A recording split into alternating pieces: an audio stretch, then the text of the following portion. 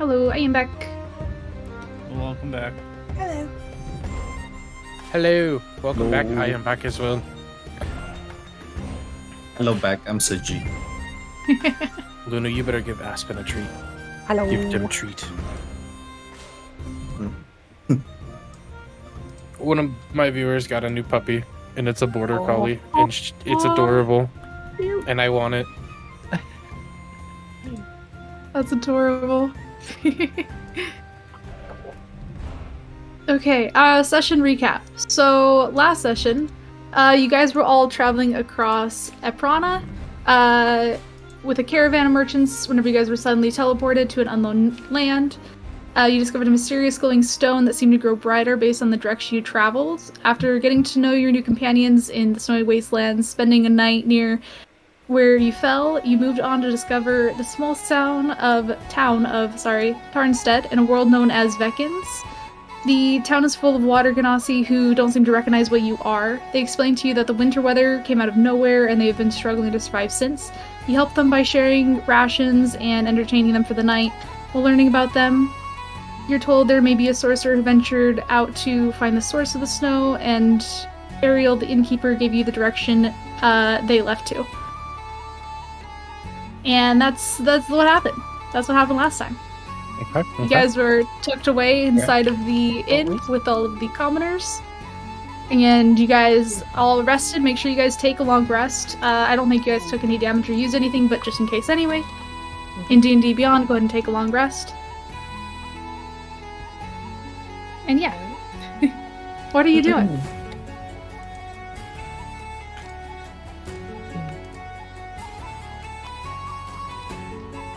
I don't know. What are we doing, guys?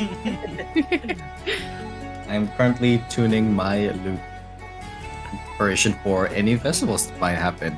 It might be snowy, but it's never too late for celebration.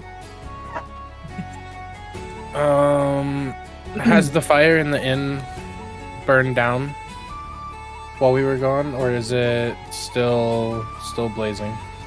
No, the fire inside is still lit. They, manage it all throughout the night and the day to make sure that the inn stays warm. Okay. I think Gail's just sitting next to the fire, just kind of like legs up on the table, just kind of observing.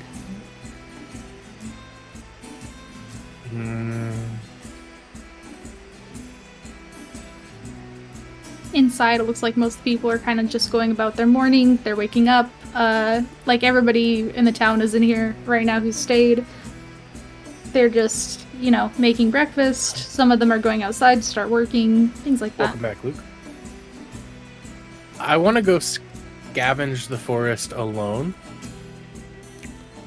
and see if I can find anything useful. Okay. Oh, wait, hold on. Where are our dice? Oh, dice inside of the game? Yeah. I got you. Here's a d20. And you can just yoink that. And if you need other dice, these are all the dice bags I think you guys can grab from them, so then you can grab however many dice you need. Alright, bet. So, and then I just like, to roll it. Yep, that's exactly You can do how. that. Hey, you know, Hey! Let's You can go! natural 20. You can also hit R and it will roll it that way too. So, Okay, alright. oh no. a natural 20. Yeah, I mean, you are definitely... Are you looking for something? What are you... I'm just scavenging to see what's around. Anything useful in particular. Okay. Stuff that I can craft with, stuff that I can possibly use at a later date, something that might help the team in a general way. Okay. Yeah, you're able to find like a few rations. You can find like some sticks and like some bark from the trees to start fires. You're able to find the trail of a few animals if you wanted to go to like hunt them. But other than that, there's not a lot around. It's pretty barren. Now, is that just around the town, or is that deeper into the forest? Deeper into the forest as well. It's covered in snow. There's not a lot of resources. It looks like everything around is kind of frozen. All right, well, I'll just come back to the inn.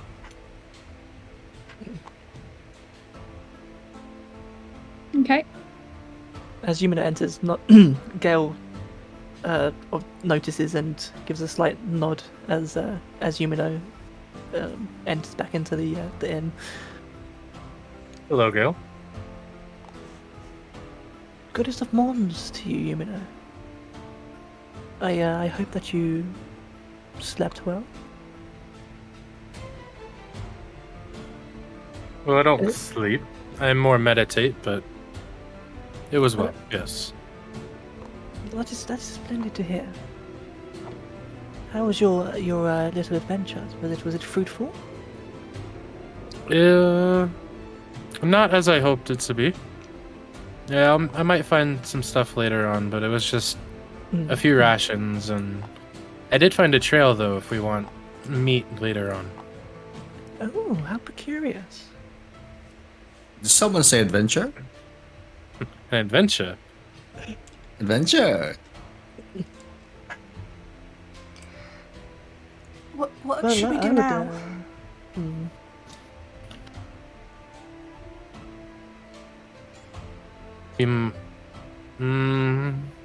Well, in a sense of forestry, trails that animals lead often go places of interest.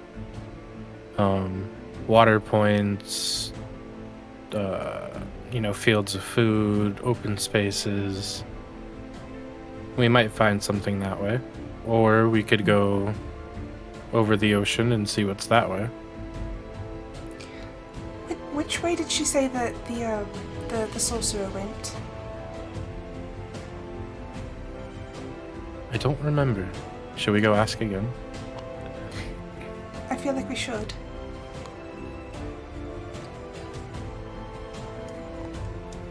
Ariel's just back behind the counter serving breakfast and that kind of stuff.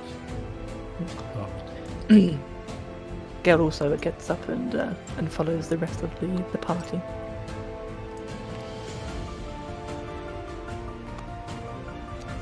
Hello, sweet. She'll notice you all approach and she'll say, "Hey, can I help you this morning? Here, I can give you all some breakfast if you'd like." And she'll lay out a bowl for each of you on the counter. Gale goes, "Oh, that would be most wondrous, thank you," and takes his bowl and happily starts eating. Of course, it's the least we could do after all the food you guys brought for us and everything. And she'll go back to working. I do beg pardon, but could you tell us again where the sorcerer went? Sure, yeah, he went east, as all the other groups did, towards the ocean. Thank you. No problem. She'll quickly turn back to keep working again, serving all the people of the town. Oh, Pockery's power just went out. Oh, is that why he's not over here? That is.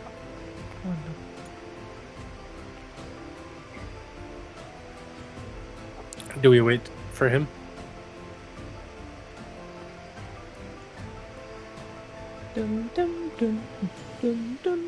I'm messaging him to see. Okay.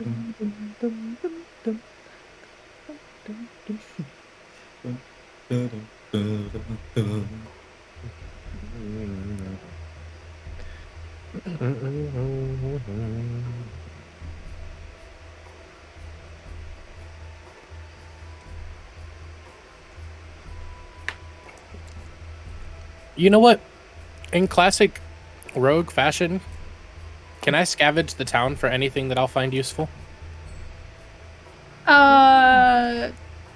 Sure. Are you just doing it out in the open, or are you trying to do this without, Oh no, noticing? I'm gonna put my hood up as a free action, which was this roll. Well, not free. I'm putting my hood up, which was this roll, and then I'll put another roll down for scavenging with my hood up. they've treated us quite kindly. I don't think you should be doing that. I'm just gonna see what I can find. If I find anything suspicious or extremely useful, then I will only take what we need. Oh dear. But it is survival of the fittest.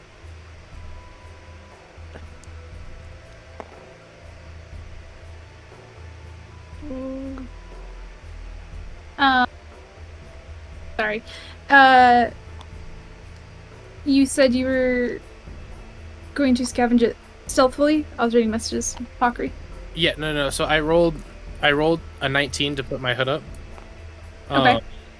And then I rolled again, and it's a 19, but I can roll again because you weren't watching. 19. Okay. And is that... Okay, 19 to put your hood up. What is your hood doing? Is that for your stealth roll, or is that... Yeah, it's a stealth roll. Okay. I just have to roll to put the hood up because it's an action. Gotcha. And a 19 to search the town? Yeah, I'm only taking anything that's extremely useful for us and mainly searching for anything that's in the town. Gotcha. So most of the houses and buildings in the town are locked.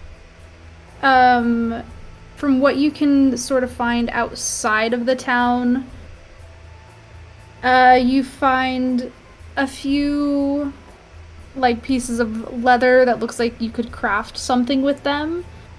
They are a bit stiff from being in the snow, but they look like they were just kind of left there. You managed to find some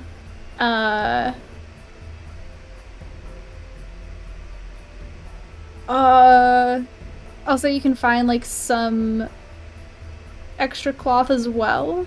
There's not a whole lot in the town. It's pretty empty. Are you wanting to break into any of the buildings? No. No, we're not breaking into anything. If that's all that's just lying around, then that's okay. Yeah, They've that's about all treated that's us lying well. around outside.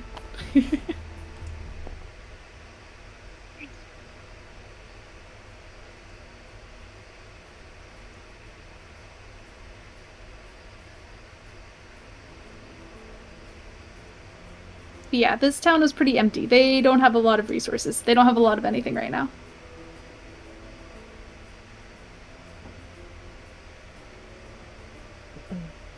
All right, in that case, what do we want to do, guys? As we're I mean, sorry, as we're go on right ahead, fellow bard. as we're just sort of like sitting around, I look over to Rosmina, and I say,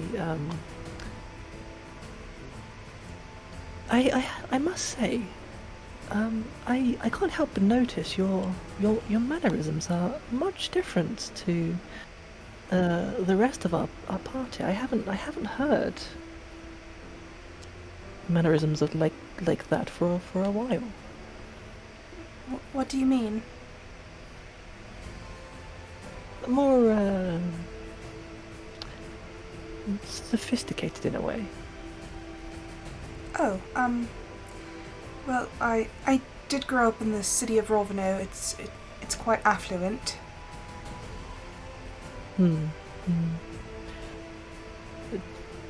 Forgive me for asking, and you completely don't have to say it all, but I don't suppose that you know of any sort of royalty or anything like that. And as he says this, he kind of like looks very sort of apprehensive, like. Well, in a way, I suppose you could say something like that. I'm not very close with any of them, but I do know them. Lord Rovan of Roveno in particular, I am quite close with this family.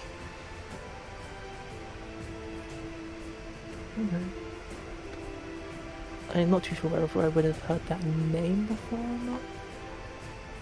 Based on my...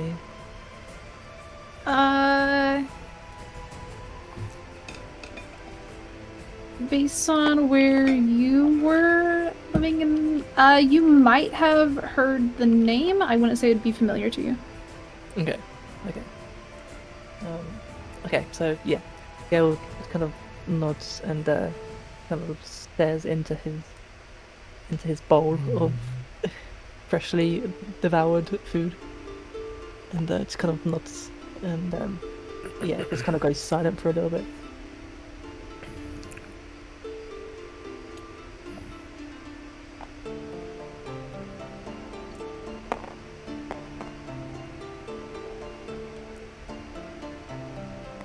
Well, do you suppose that we stay here for the night and in the morning take off to the east? It is the morning. You just spent the night. There are many hours left of daylight. Okay, Pakri is here. You're here, right, I do think Pakri? we should go to the east.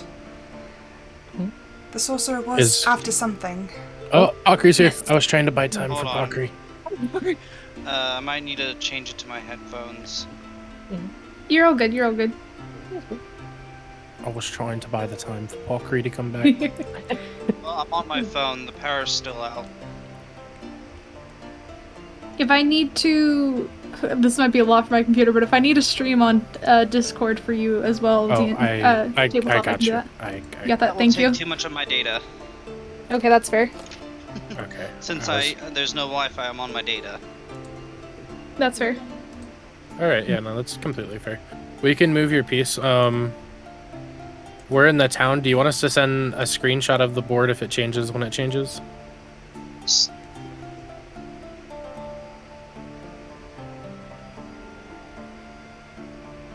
Yeah, we can just send that in the D&D chat. That works. All right. So, do you guys say we take off to the east then? That's what I was thinking. We should start There's so our many adventure. hours in the day. Why not? I do believe that might be the best course of action. Before I leave, Okay. I'm going to say goodbye to the children. They were quite lovely last night. You can see the children over playing in the corner by the fire still. I'm gonna talk to Ariel after. Okay.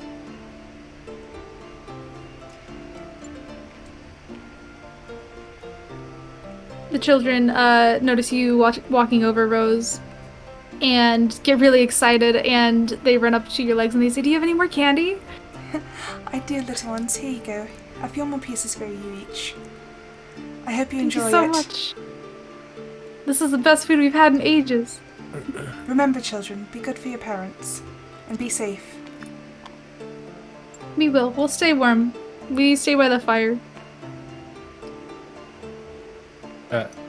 Ariel, I've left 500 steel ball bearings in the fire. They won't melt. If the fire ever goes out, you can use them to put them in your pockets and stay warm until you can get the fire going again. Thank you so much. That means a lot. We really appreciate you coming in here and helping us out like this. We're total strangers, but we Hello, appreciate you Alex. all. If there's No anything as well that we can do for you before you leave, let us know. We don't have much else we can spare, but we appreciate everything you've done for us. By housing us, you've done more than enough. We are very grateful indeed. I do have one question. Yes. I noticed a few leather scraps outside. On our way out, do you mind if I take a few of them? Those were probably belonging to the blacksmith. I'm sure he wouldn't mind if you took them. By all means. Thank you. Of course. In that fashion, I head outside. Yeah, Okay. Go would have, well, would have already kind of been outside, just eager to get out and onto the next place. With one last glance at the fire, I will join you. Desmond finishes his tuning and heads on outside as well.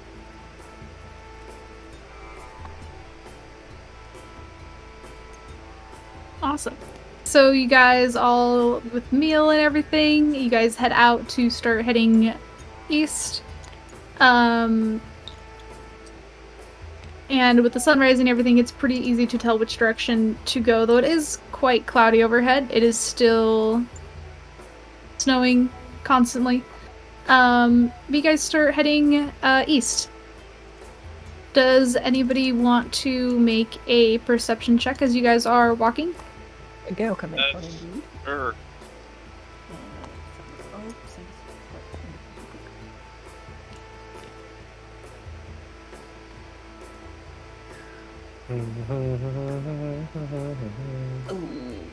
Does this work on the towers? 6. A 6? Oh, it Yes. does. Yeah, so as you're kind of like overwatching the party and everything, I mean, it's snowing out. You guys are heading east? Yeah. Can I make another perception check as well? Sure. I rolled that. Hold on. Let me switch over to D&D Beyond.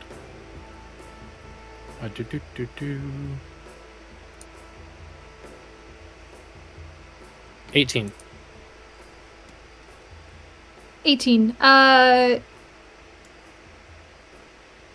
Looking around, I mean, everything seems to be pretty normal. Nothing really that crazy is happening. However, within 18, you can see off in the distance. You can tell that you're kind of walking almost downhill at this point.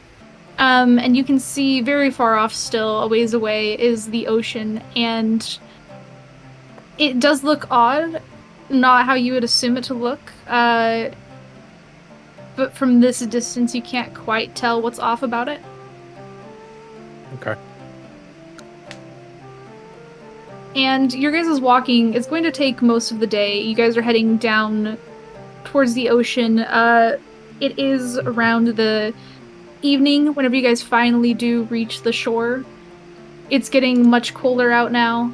You guys are still surrounded by tons of snow, and as you guys reach sort of the shore of the ocean, you can see where it changes. But unlike a normal ocean that would be moving, it is solid ice. It is entirely frozen, not moving at all. But you can see where it changes from solid land to the frozen ice. Is there sand? You can assume that there is, but right now you're walking on snow. How deep is this snow? Make a survival check. 16. It is extremely deep. It is. Fuck! You guys are practically walking with it up around your knees, and it still feels like there's more snow underneath. Alright, whatever. I'll give up on the glass arrows for now. With it being the evening, are you guys wanting to set out over the ocean right now? If we do set up camp, we have to make sure that we are not close to there is no incoming tide. Never mind. I still don't think we should be out in the open this close to the ocean. Mm-hmm. That is a very good idea. Do you think we back up into the forest, or do you think we try to build an underground shelter for tonight? I think the I cover of think an trees might underground be shelter wise. would be good.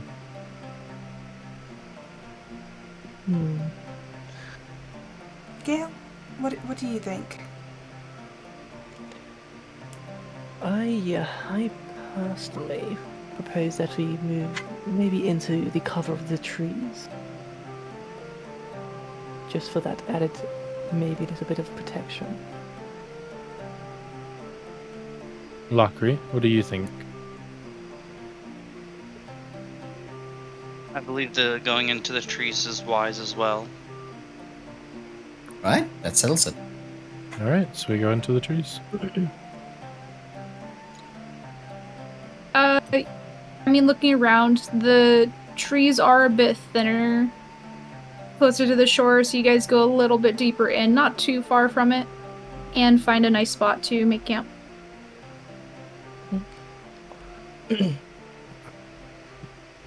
First and foremost, Um, can someone make a fire, please? And try not to set anything else on fire. Yeah, I've got some wood from scavenging earlier. Let me fashion a fire real quick and pull out a fire starter. Hold on. I stack all the wood up into a little pyramid with a like lace under it, and then I get the fire starter and light the fire. Okay. Yeah, that's easy enough. You can do that. I'm going to crush down the snow a bit and lay my bed mat out and take out one of my extra dresses and try to fashion some pants, because it is cold. Make a... I should have had a character sheet up.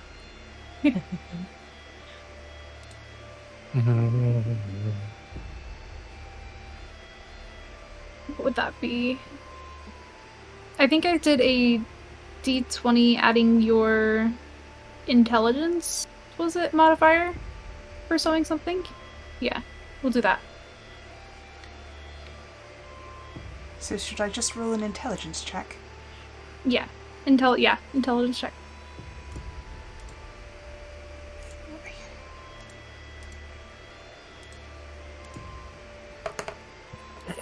Can I hand the That scraps is of a leather 20. that I got?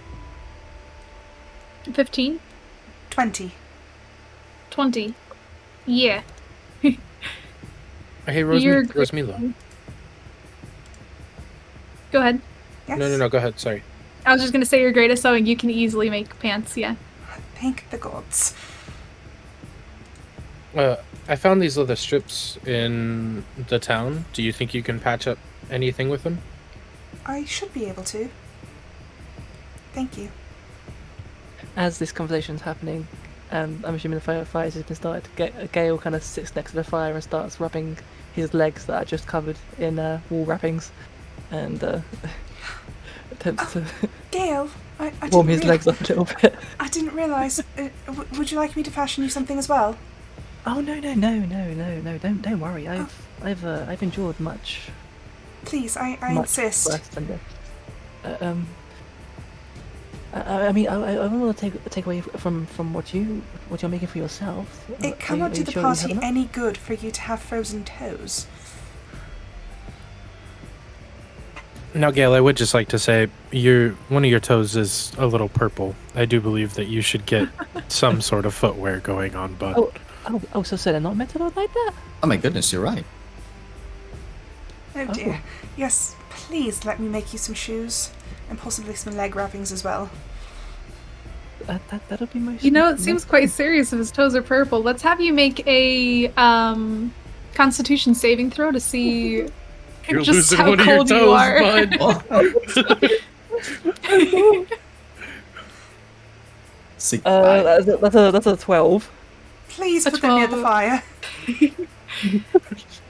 With a 12, I mean, yeah, your toes look like they are freezing, but you are, okay. You're warming your toes up, so it looks like you'll be all right. Gail, thank do back away from the fire for just a second. I'm taking an oil flask out of my bag and I'm dumping it on the fire. Oh goodness. Please try not to light any of us on fire. No. It's just a little oomph, you know. Gotta get the fire going. With the leather scraps that I have received, I'm going to make this poor man some shoes. Yeah, go ahead and make another intelligence saving throw.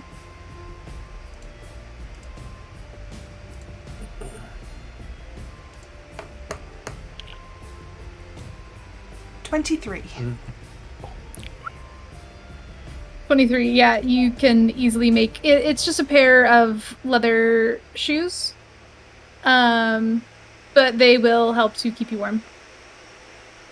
Here, try these on.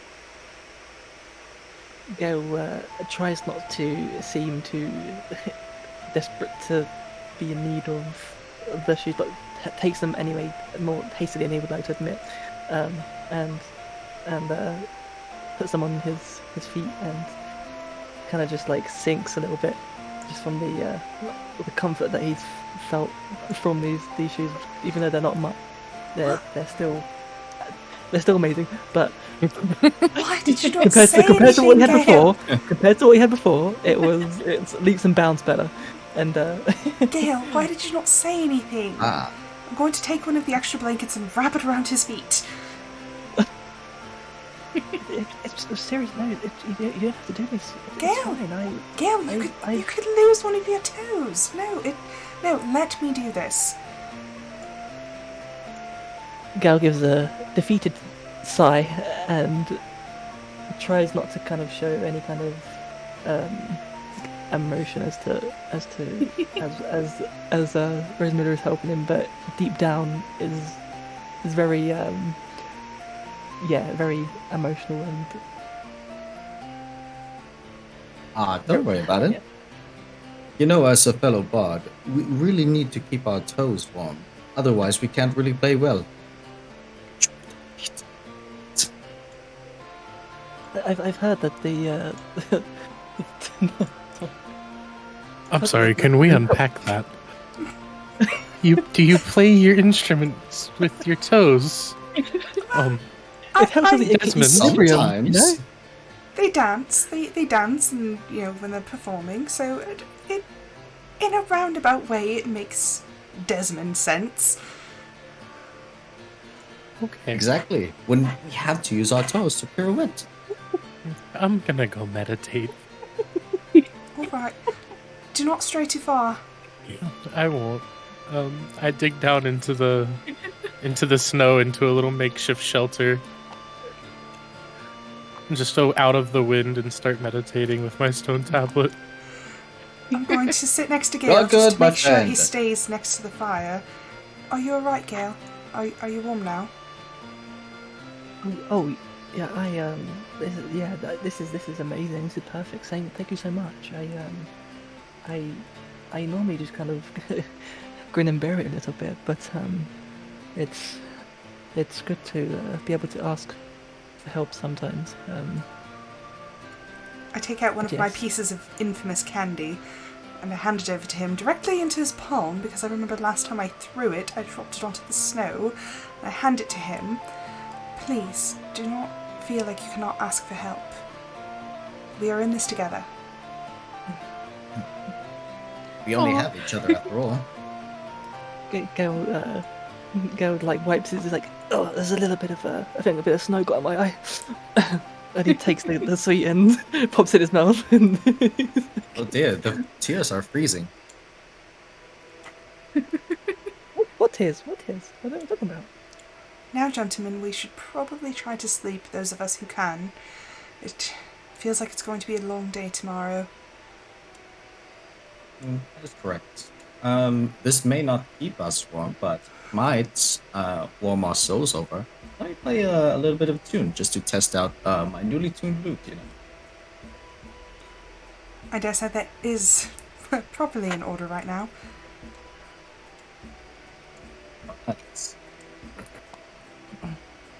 And as you guys are listening to the music, is anybody staying up to keep I an was eye on just- the camp? I was about to address that. Oh Jesus! There we go. I hope that's not too loud. I've been watching the camp. Yeah, so I have to meditate for 4 hours and that's it. So after 4 hours, I come out of the hole, and I notice the temperature has dropped significantly since it was daylight, and I kind of just push a little barrier of snow up in the direction of the wind to break the wind on them. And then after that, I want to roll a perception check for the area. Okay. Yeah, go ahead. Oof, it's a 4. It's snowing. It's windy. It's cold and dark and lonely. So with a 4, around you, you can't really make out anything. It is a blizzard right now. You can't see. You're just kind of hoping that there's nothing around you, but you can assume that you're pretty safe. With the weather, it's probably keeping everything else away as well. But you do notice that, with it being so cold, the fire probably needs a little bit more tending in the night, which I assume you do. And you're just kind of maintaining it, making sure that it's warm, even though you can't see if anything's around you, really. Making sure that the fire is tended to while everybody sleeps. Generally just making sure that it's night and nobody's hurt. I do take out some of the wood and kind of fiddle like a serrated arrowhead. Do I need to roll something? Yeah, to make the arrowhead, go ahead and do an intelligence check. Yeah, that'll be.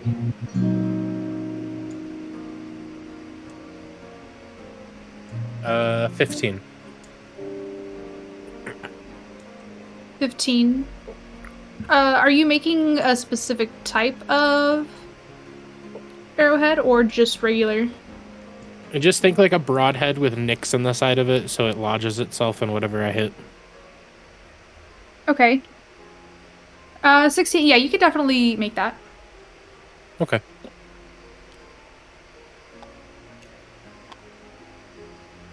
And then yeah, that's all I do for the night. I just fashion it to an arrowhead or to an arrow shaft, and then put the are they iron or steel arrowheads? Whatever the previous arrowhead on the arrow was in my bag. Okay.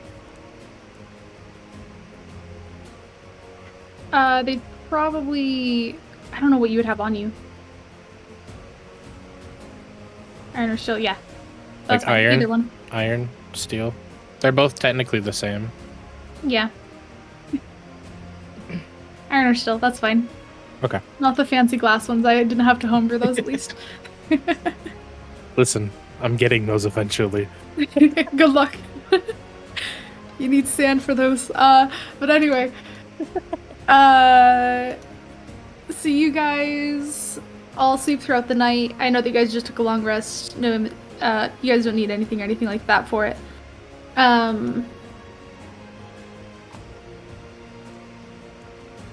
And as you guys wake up in the morning, the snow has lightened up quite a bit.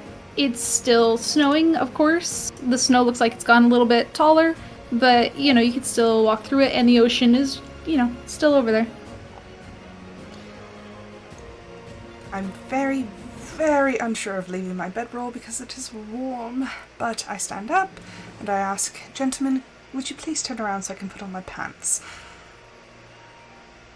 Oh, right away. Oh, of course, yes. Right away. I struggle to move my cloak and all the layers that I've put on, and I shimmy into my makeshift pants, and I turn around and I'm ready to face the day. Is it I'm safe so yet? glad you're all warm. Yes. It's all right, gentlemen. I'm ready. Gail, are your shoes warm enough? I must. That's probably the best sleep I've had, and I can't remember when. So thank you so much for that. And Oh, you're more than welcome. I hope you also slept all right in this weather. Oh, I did. Very well. That warms my heart to hear. So, what should we do now? I propose that if everyone else is up for it, we investigate this ocean and see if what used to be an ocean, sure. Or used to be, yes. Should we walk along the coast, or I don't know if we should be walking across it. Yeah, I agree. It would be too dangerous to actually Put walk blindfold on. across it. I bet my hunter.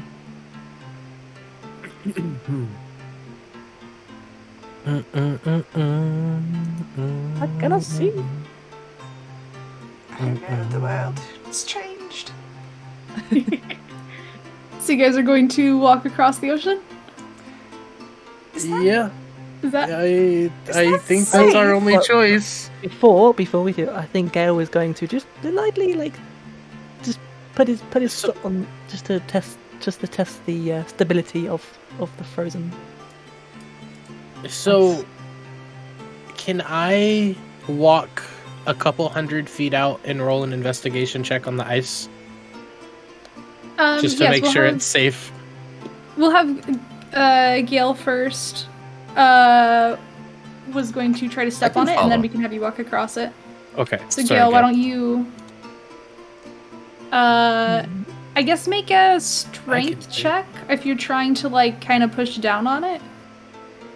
Yeah. Okay. That is an 18. 18. Yeah, it's you're pushing down on it and you're finding you can really push down on it and it is not moving.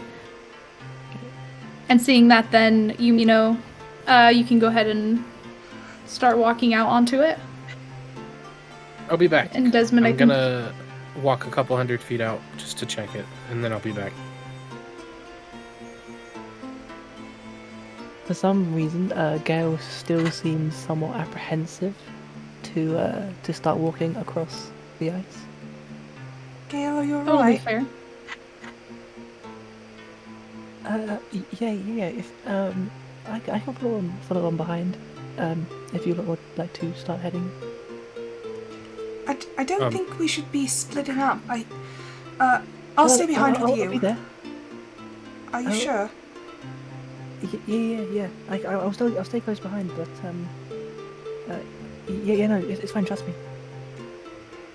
And as you guys are discussing that, Yumino, you're walking out. Go ahead and make a survival check.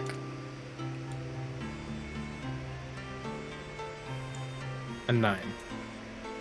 A 9.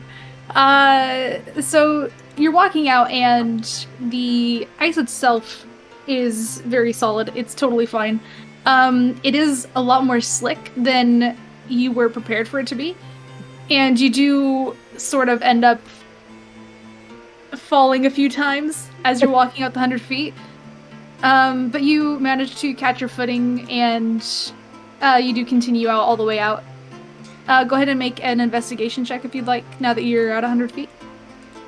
Yumino, are you alright? Yes, I'm perfectly fine. Just embarrassed. I got a 22. Alright, 22 investigation.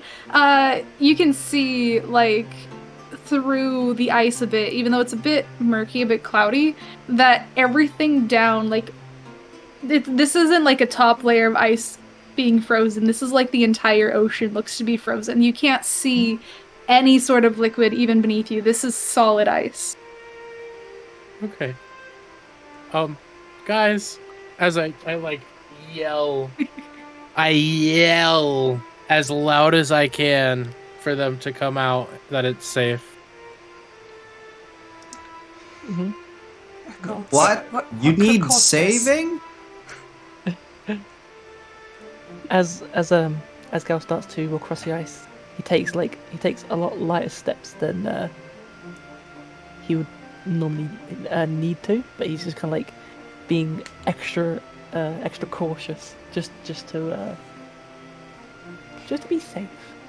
Gale, Okay. are you quite alright? You seem to be acting a bit strange. Oh yes, no, I'm perfectly fine. I just don't want to fall over. That's all. Oh, And with that, as you guys are all walking across, why don't you all make a survival check? Gale, you can have advantage for being careful about your steps. Oh, this is oh no. What were we making? Sorry. A survival check. 20. Okay. 20, 21. 21, nice. Oh boy, 13. What was that? 13. 13, okay. And Lockery? On the phone, it's harder on the phone. No worries, no D&D worries. Beyond. We could roll a dice for you on the tabletop, and you can just add your modifier. Or is that? Let me see. Your modifier is. Let me open up your character real quick.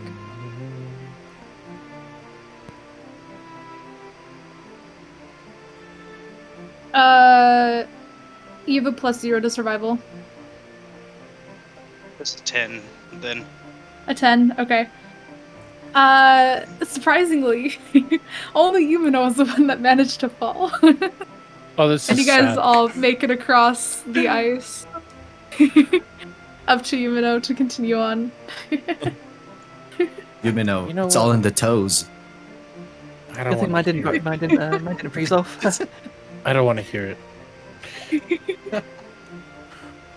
I didn't fall. I tactically slipped. Right, yes. He Close. fell. He was just checking the strength of the ice. Are you sure you're not a bard? No, I'm sure. I can never be a bard. As you guys are walking out, following, knowing that you're going east and following the stone as it's getting brighter and brighter in Lockery's hands, if I can get this, you guys do notice something in the distance. You guys are approaching from. I need to erase that. Now, how long have we been walking for? I Too would long. say. Whoops, nope, don't do that. Probably half the day. I'd say it's like the afternoon by now. Do you guys think we should sit down and eat lunch? I do believe so. In the middle of the snow. It's I mean, not that where we else are we haven't gonna been in the eat? middle of the snow this whole time, Desmond. There's nowhere else we can eat out here. Well, If it Do you makes see you any not like we have a coverage? choice. Sure. if it makes you feel any better, we can lay out the blankets so we have something to sit upon. We can hollow That out a makes it little bit of simpler, the snow sure. to break the wind as well. But Guys I are don't think it's making gonna a do picnic. anything like What was that? help us. I said we can. Sorry. Oh, me, I was just laughing. You guys are making a picnic, walking up to. It's fine. Well, we haven't eaten. Yeah, no, it's totally fair. Go ahead. Oh, goodness. It's fantastic. I love it. Yumino, was it you that had those berries? Yeah. Would you guys like one, or would you like to eat a ration? Ah, well, I believe the rations, though, we can't just make more of. No, that's fair. All right. Yeah. I cast good berry. Okay. Yeah, you make it's however many berries you want. You can make like up to 10, I think it is, if I remember Goodberry right. Yes. I can make up to 10 berries. They supply the daily nutrients and hydration values. But they after 24 hours they lose potency. Yeah, so you can make up to 10, or you could do 5 right now, or however many you want. Do you guys want one for later? That could be a good idea. Save it just I in can see case. why not. maybe hold on to it. Yes. All right. So I make 10 of them and distribute 2 to everybody. Okay. I eat one and then I reach into my pouch next to me, and surprisingly my whole arm goes down into the pouch, but I do store the other one.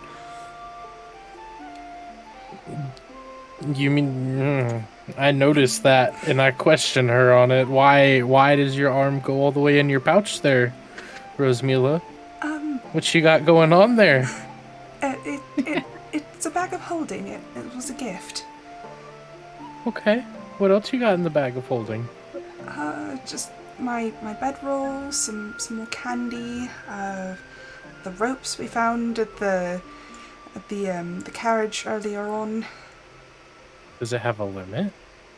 I believe the original owner told me it was £500. Oh, I could come in handy. Ooh. So you're saying I can just hop in that bag and you can just carry me around then? I don't know if you'd fit inside, but it is a very interesting theory. Yeah, try my flute. I think we try this. Oh Oh goodness. no. I want to hop in I your bag. think we Please try let me try. this. Oh Kale goodness. just puts his head in his hands like, We're gonna have to test it at some point, right? We gotta test something. I mean, come on. goodness. Oh, Sure, we may be in the middle of a frozen ocean, but you know, we can't be scientists. I mean, think about the values of this. We don't all weigh 500 pounds. And if there's only a bedroll and some rope in there, I No. feel like knowing I feel our like we- luck, whoever jumped in there would get lost. Now we can just Risk. wrap him in a rope. It'll be fine. Okay, I guess okay. Ginger, we pull him up. Gentlemen, but for now, I do think we should go investigate whatever that is. okay.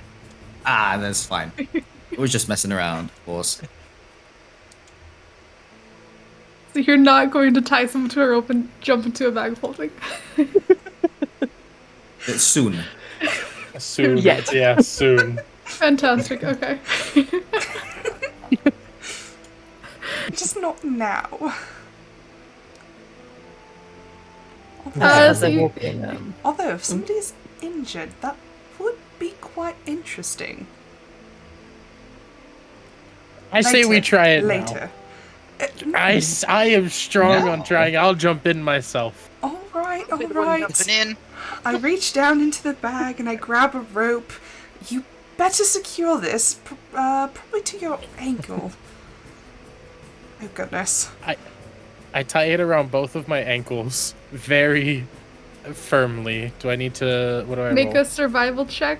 Since you're being very cautious about it, go ahead and roll with Nat advantage. 20 with a 3. 23. That rope is secure. Okay, That rope ain't gentlemen, going nowhere. I go. gentlemen, I do suggest that the other three of you hold on to the other end of the rope. Desmond. Oh my god. Oh goodness. Oh god, we got the... Daisy, I know what this is. Oh my god, okay. Alright, yes. go ahead and make no. a strength check, the people who are holding on to the rope, and I am assuming this is some bardic inspiration.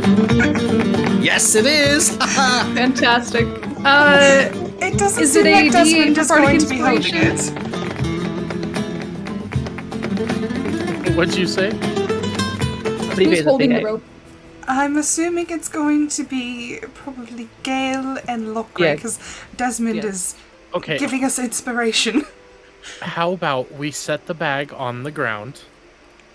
Or do you have to be holding it for weight to not affect it? I would feel much more comfortable just holding on to it. Just try not to knock Okay. me over. I hold the bag open, sort of like a hat for a rabbit. I awkwardly hobble over. I fall over a few times, admittedly. I finally stand up in front of the bag and take like a diving pose. Wait, who is holding the bag? I did, I I got I a rolled nat a 20. 6. Okay, oh, you got a nat 20, okay. Yeah. What did you say, Locker, you got on it? I got a 6. A 6, but you both have the bardic inspiration, which you add, what was it? Seiji? I believe it was a D8. It's a d8, so make sure you add a d8 roll onto that as well. That is a 7. Ooh, You have a 27 for that strength. Yeah. Oh no! I'm not going anywhere. You're secure. I am secure. Oh no! I think- Locker, what does that Inside. add onto yours?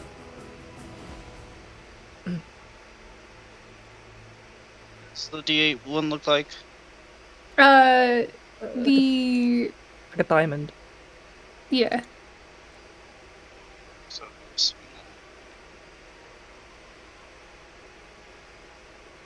so I have 8. 8. Hey, that's still with honestly combined together. Yeah, you guys are solid. You guys have a firm grip on it. Belvy being like the anchor and Lockery kind kind of being the judging on the rope and movement of it to make sure that Yumino is safe and secure for this. You dive into... You're just going to dive into the bag? I was gonna say, no matter what, after 15 seconds, pull me out. No matter what, after 15 seconds, you pull the rope out. 15 seconds. Okay, hold on. Alright. Give me 1 second.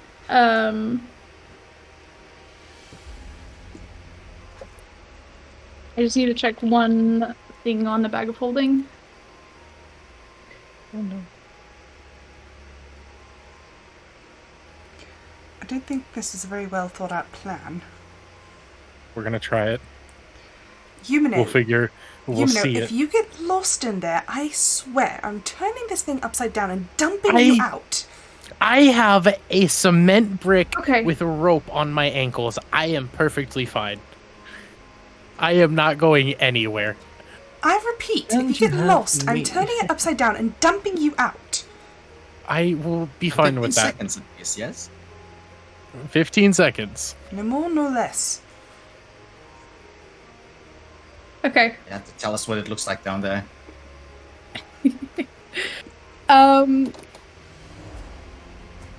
Alright, so 15 seconds. So you take the position to dive into the bag, and with relative surprising ease, you just jump right into the bag and basically vanish.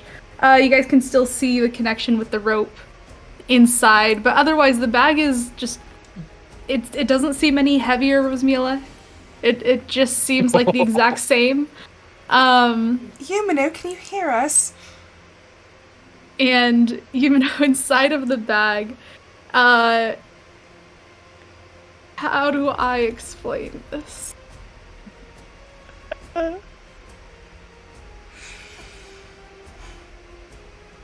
So basically, you feel as if you are floating. Now, this isn't like the sensation of whenever you were brought to this new world that you're in now. This is like just a feeling of you are floating in nothingness in space. You can sort of see, like, as if it's like the entire galaxy is around you.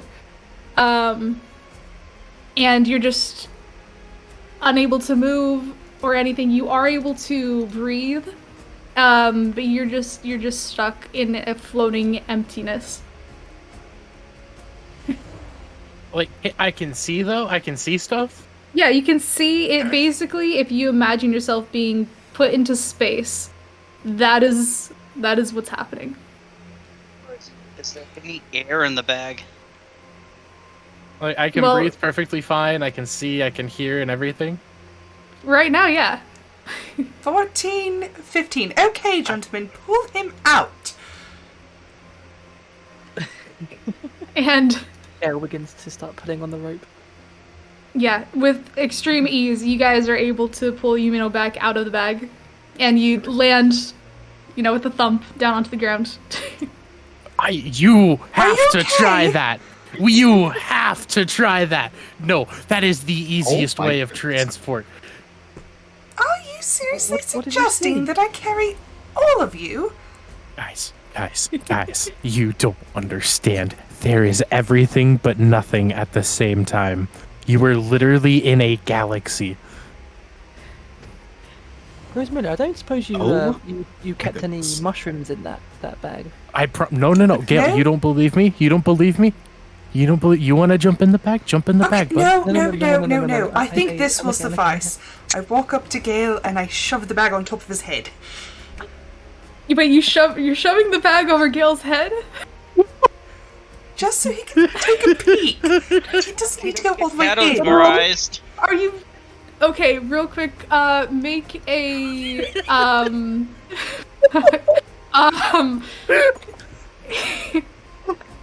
Rosemila, make a strength check to see just how far you shove the bag down on Gale. Can I make it stop it? I'm gonna laugh if you get a 20. Gale, Oh my god. Gale, calm Oh, down. no. It didn't hurt you, Mino. You should be fine. You said strength. Oh dear. It is a 7. 7. See, not that bad.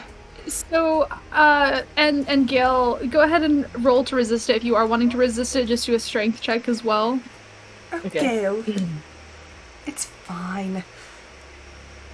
Get in the bag. I got 13. 13. Yeah, so you can easily resist it if you want to, as Rosmila is getting you inside of the bag, but she's kind of slow at it. I think as she's bringing it down on top of my head, I kind of like slink down and like kind of push myself backwards just to like get out of the way of it. No. I am perfectly fine, thank you. I'll take the word. Desmond, do I need to shove your head in this bag? I don't know why you guys are Yes. so afraid. We were all gung ho before. Bring me in. It's because it wasn't us that was doing it. Okay. Desmond, come here. It sounds like I was missing out, so why not? Okay, Desmond, come here. I'm assuming you walk over. Desmond approaches, closes his eyes, and eagerly waits for the bag to be over his head. Okay, come Okay. here. I turn the bag. Are you just putting his head in, or are you putting him entirely in the bag? I don't think it's a good idea to send another person in there. So just the head to see if it works. Just a Okay. quick peek, sure. Putting just his head in, it's like his head fits, but it's he doesn't see anything other than like what you'd expect the inside of a bag to look like. Can you see anything, Desmond? I see darkness and leather.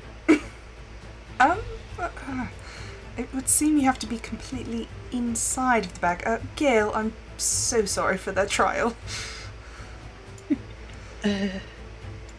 It's fine. I do apologise. Desmond, do we need to tie you up as well and throw you in? I may have to pass up on that. I am not mentally prepared. Alright. I do suggest that we keep moving, knowing now that we can indeed. I heard Lockery, I think, say that he wanted to go in. No. Lockery, Ooh. if you jump into this bag, you have to give the stone to someone else just in case. Deal. Alright. You Go can just hold sit on to down the like stone that. while I'm in your own bag. Alright. So Lockery passes the stone off to you, Rosmila, and are you just putting him in the See bag? Are you if- tying him down? No, what I would like to see is if she could like pull me out, kind of like how she pulls out random objects out of her bag. Okay. See if we don't actually need the rope to be tied against it. Okay. I suggest we tie you off first, just to be safe. I won't use the rope, but I do feel like it is a good insurance policy, just in case. Humano dear, you did such a good job with tying yourself. Can you please tie Lockery as well? I can. Locker, come here. I Lockery, are you going to let him tie you up? Phone's kind of picking up my voice, but not picking it up. Yes. No worries. Please tie me up. Oh goodness. I bend down and I kind of struggle untying myself for a second because of how well I did it. Kind of cursing under my breath as I do it, and then I get it off finally and tie Lockery the exact same way I did. Go ahead and roll another survival check. And you can have advantage since you're taking care and everything. Where's my advantage?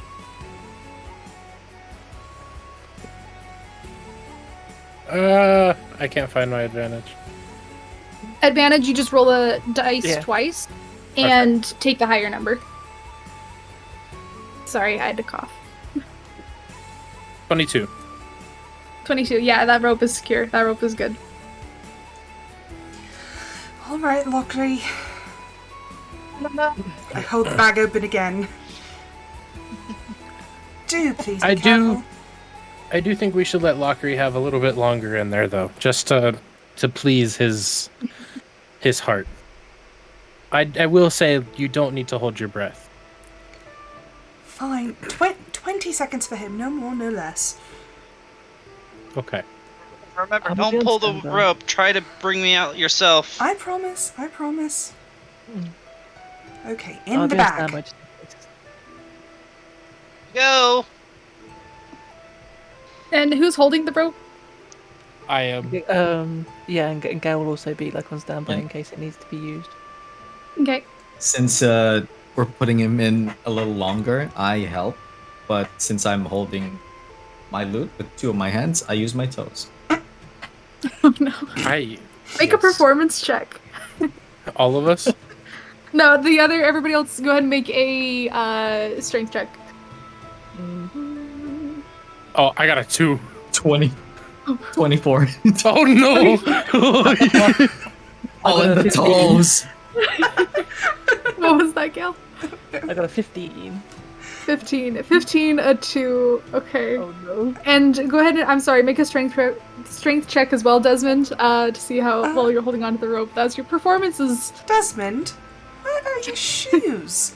Your form is perfect, brother. I have to tell you. I have never seen such perfect form. Do I need to make another set of shoes? You may have to, but then again, my toes, they're trained for years, so. Training means nothing against frostbite, Desmond. Desmond looks at his toes, starting to go propose like, oh, maybe not. What's your strength check, Desmond? I thought you had it rolled. Oh no, there's a 9. performance check. A 9. Okay. Man, y'all are lucky that adds up. Yeah, you guys have a solid hold on the rope.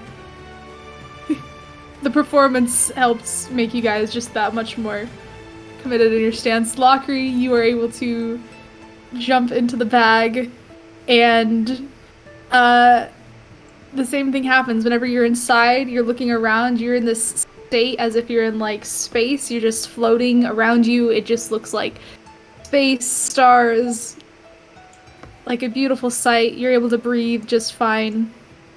The 20 seconds pass. Alright, okay. I reach down into the bag and feel around. Lockery? Where did he go? And Rosmila, you are able to actually find Lockery and pull him back out. Okay. And You just see my head pop out like, hello, guys. I turn the bag upside down and give it a small shake. Welcome to the real world, my friend. Rosmila, as you shake the bag, you notice no contents fall out of it. Lockery? Are you holding on to something? What is there to hold on? It's empty space. Out! Get out! Are you trying to get something out of the bag, Rosmila? Him! He's out of the bag. He's out of the bag. Okay. You got him out of the bag. Well, he said he stuck his head through and didn't come out. Oh, that's great. I told you it was great in there, didn't I? Take a nap in there. Gentlemen. That's what I'm thinking. You think about it. I'm the only one that doesn't have to sleep. You guys could hop into the bag and sleep at night. Oh, I Seems do to be not effective. trust that. I would rather sleep in the snow. Honestly, I agree with you, Minnow. I guess you could say it's a good pocket strat. Okay, gentlemen. We are getting off course. Go goes, what the fuck was that? It is me imitating the sounds of war drums. Oh. That was I am rather... going to start walking this way. Taylor, can I get the stone back, please? Oh, sorry. I quickly Thank hand you. it back. Grab it from my other pouch on my other hip that does not contain the universe, and hand it back. Okay. So you guys are continuing across the ocean. Oh boy, okay. You guys are continuing across the ocean. And as you guys are walking, I mean, you guys can see where it looks like ocean waves have been entirely frozen. Everything is just like at a standstill. As you guys reach a certain point, you notice something in the distance. Sorry, I have a thing to read. Gosh, if I could clear my throat, sorry. Snowflakes are drifting down from the sky above you as you cross over the vast ocean. The warm, gentle touch of the falling snow meets the unyielding, icy embrace of the magical landscape, creating an atmosphere charged with an eerie tension. Hydrate. Make sure you guys all hydrate. Hydrate. The once turbulent ocean lays imprisoned in an icy tomb, its waves and currents silenced by the unforgiving freeze. The frozen expanse stretched as far as the eye could see, a desolate wasteland that bore witness to the overwhelming might of the magical forces at play. As you journey, you discover mountainous sentinel laying sprawled, and this is in front of you. It's jagged peaks, basically mountain, contorted into the menacing form of a beast in a slumberous repose. The mountain, frozen in a moment of eternal rest, seems to sleep with an unyielding gaze, guarding the mystical core as if daring any intruder to disturb its somber tranquility. In the center, a colossal hand, forged from ice as hard as the hearts of ancient titans, has risen from the frozen expanse. Its fingers, razor-sharp and imposing, are closed in a vice-like grip around a massive stone pulsating with arcane energies. You guys are still a ways away, but that's basically what you see. How in the world did that get there? Kinda cool, don't you think? No! No, Humano! That looks like death. No. I mean, it is dead. Hopefully. Yao just has his jaw like wide open, just trying to take in what he's seeing.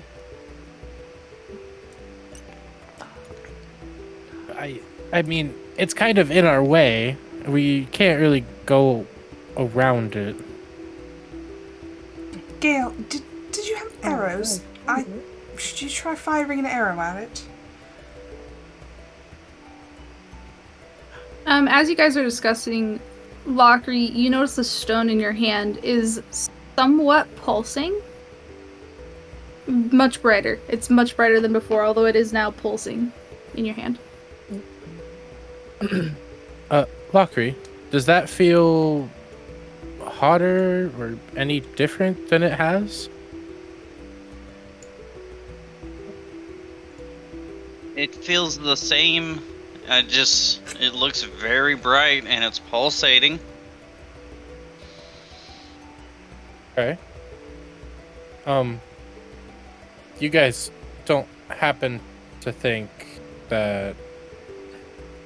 that goes there, do you? Very well spotted, Humano. It does look pretty similar. I do not have a good feeling about this, I must say. Neither do I, Gale. Key to a lock, as they Stay say. back and I will put the stone in. Wait, you're walking up to it to do what? Wait, yeah. Wait, what's happening? I don't know.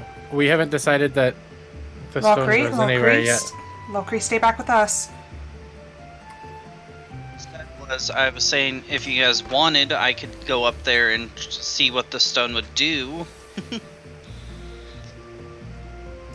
No, I think we all go up there. Yeah, I think we cautiously make our way forwards and just see if anything else happens to the stone. I think we do either that, or we could put it on an arrow and send it that way. That's a splendid It's idea. bright enough that we would find it. And assuming it does go over there, it's going to get brighter. I do have some leather strips that we could use to tie it.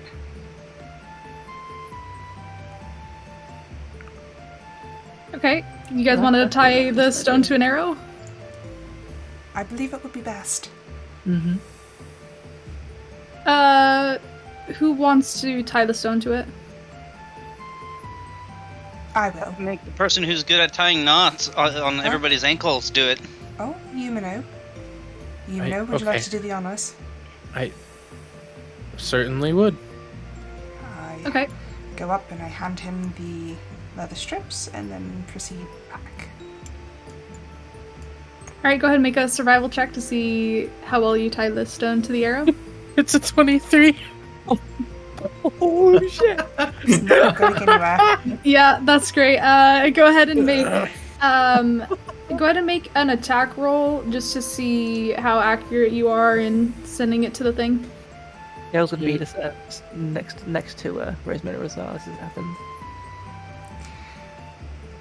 Gale, I don't have a good feeling about this. That's so a short bow is a D10 plus my hit damage 8. It's an 18. I don't know if I 18? did that right. Let me double check your sheet. Hold on. Do I need to hit damage or hit DC? I think we should ready ourselves. It's the hit I believe DC. so as well. So Yeah, just a then D20 18. plus 18. Okay, yeah.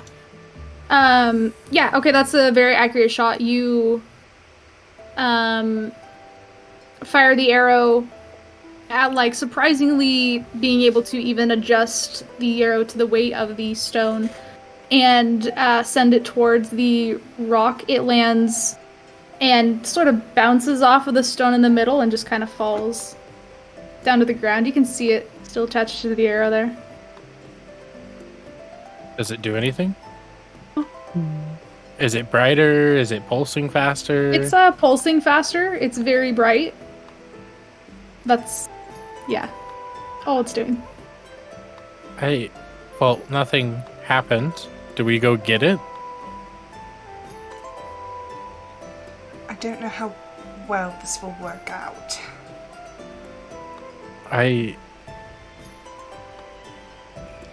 Everything in my body is telling me to not go further, but I think we should have Gale stay back, and I think we should have. Sorry.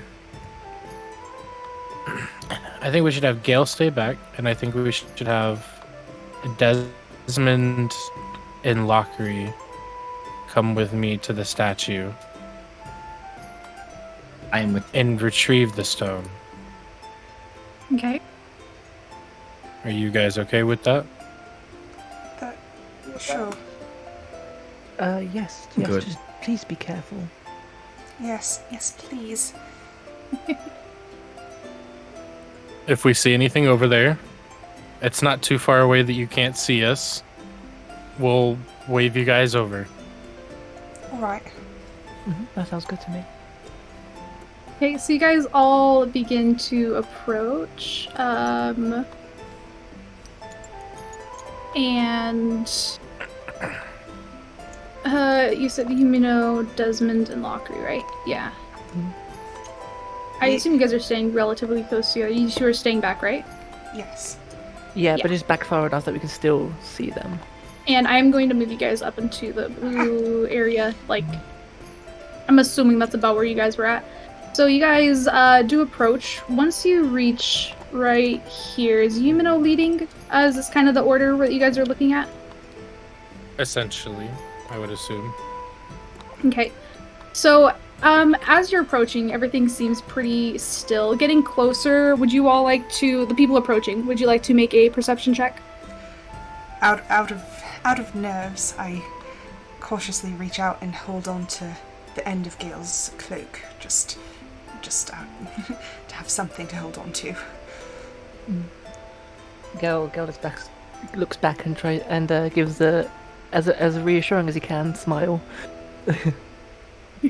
I got a nat 23. Well, I got a nat 20 plus a 3. Holy shit, okay, fantastic. I'm rolling high today. Let's go. And Lockery and Desmond, what'd you guys roll? 13. Say that again. 13. 13? Okay.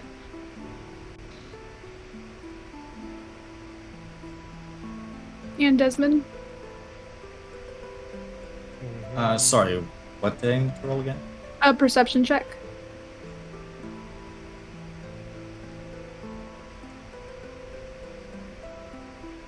Now let's scroll down to. Oh, there we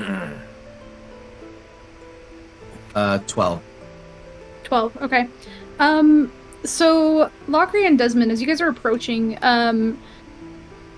you are noticing that, like, there's the hand in the center and this sort of mountain around it. You're noticing as you're getting closer that this mountain around it that looks like a beast is starting to look more and more like a dragon the closer you get.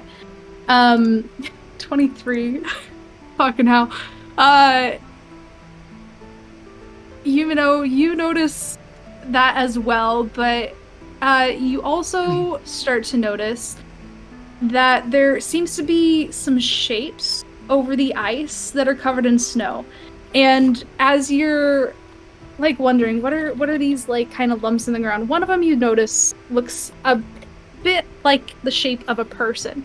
It seems like it's a body.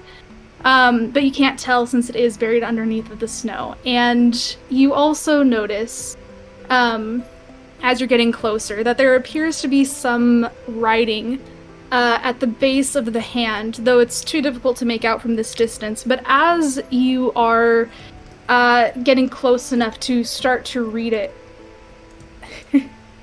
the ground around you starts to tremble just a little bit, and the mountain's head starts to lift as the dragon opens its eyes, spotting you.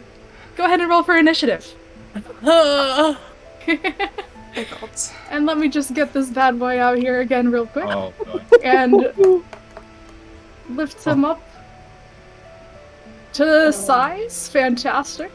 Oh wow. Ah, Why am I That's a big rolling so lizard. high? Oh god. I got Is that proper okay. size? Be a little Oh bit my- bigger. goodness. Yeah, this is fine. I got a 24. I got a 19 and a 5 on top. Gail got an 18. Can we all see this now? You can definitely see the dragon as it stands up, noticing all of you. Yeah, you can see Ice this. dragon.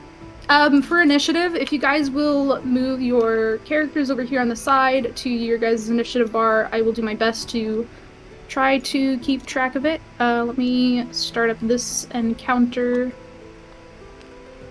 And I had somebody redeem to roll my dice. So Alex, if you want to roll my initiative, just roll a d20. Where is Lockery supposed to be? I don't. He was on 24. That's where I was. Oh wait, no, that's Desmond. Wait, hold on. Where's hello. Yumino? So I rolled a Bruh. 2. Why am I so A tiny? 2. What's your plus for initiative? Do you Oh. have a plus for initiative? I can double Wait, check. I don't have an initiative character. I can duplicate one. 1 second. Oh no. Where are you at? Oh, he's No. so tiny. A little. Gale, back over here. If I need to scale you guys up, I totally can. Oh yeah. Got you. There we go. Got a bit confused. Nope, not 2 of them. Ah. Not 3 of them. Valkyrie's at 13. Oh boy. Oh my god. What is the plus for throwing bolts? I'm so bad for that one. Okay. Are you guys all on your initiative? Yes. Yes. Okay, so Lockery's at a 12, Desmond 21, Mila 7. Sorry, I don't get to write initiatives ahead of time. 4, 18, and what is the plus? We got a dragon first encounter. Oh, Easy. Wow. Who would have thought that the dragon would have shit initiative? Okay. That's fine. we get to pummel it. I got you. Good luck. Hey, let's go. Yo. Okay, hopefully I change the size of that. Did not mean to. There we go. So at the top of the initiative, Yumina, what would you like to do?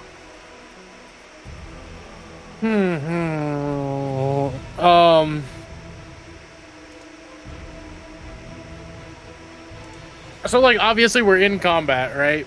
Yeah, you're in combat. Okay, so like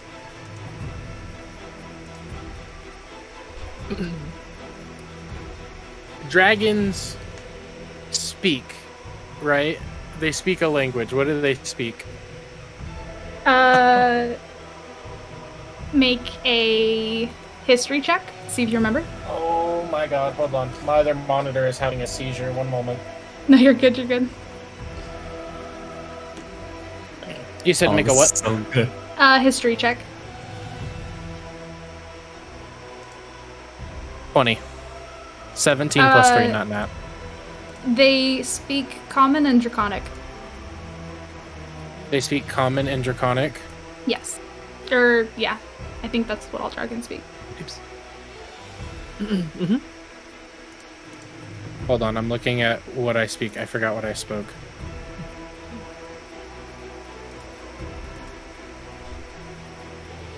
Oh, and I should also let you guys see just what this dragon looks like. I hope that it's this one.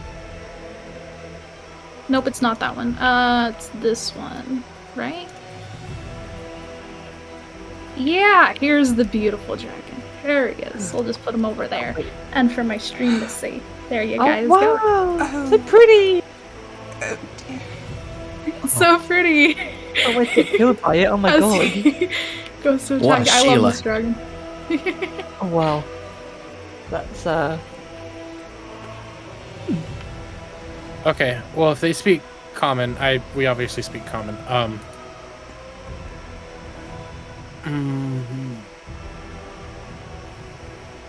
Does it seem aggressive off a rip, or is it just guarding something?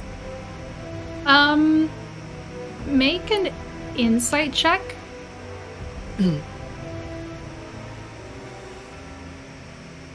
It's a 10. It does seem aggressive. You can't tell why. Okay. Before I had...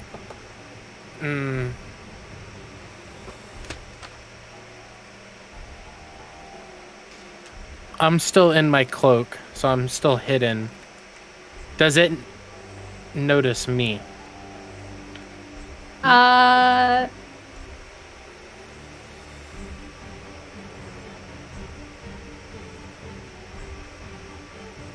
Make another insight check.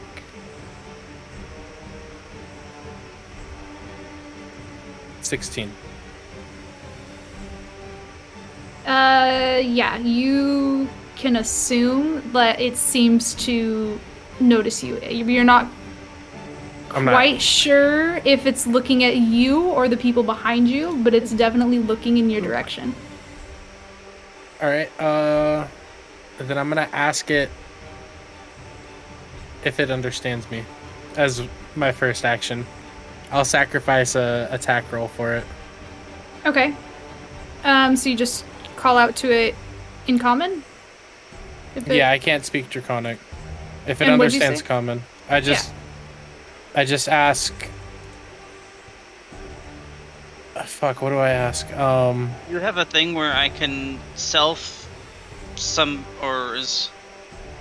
I do have a thing called Comprehended Languages.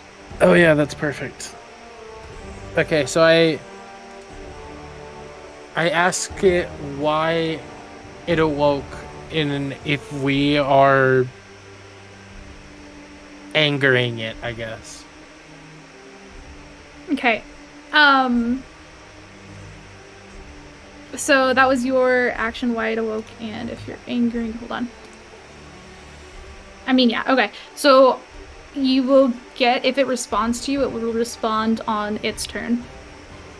Okay. Do you have anything you'd like to do for a bonus action or any movement you would like to take? I'd like to take a dash back. How many? A dash, what is your... you basically double your movement, so if you move 30 feet, which is what I assume it is, then you can move 60 feet. I'm at 35 walking speed. Okay. Each one of these squares is what? 5, 10, 15 feet? Each one is 5 feet. Okay, so 5, 10, 15, 20, 25, 30, 35. So that one right there is 35. And then...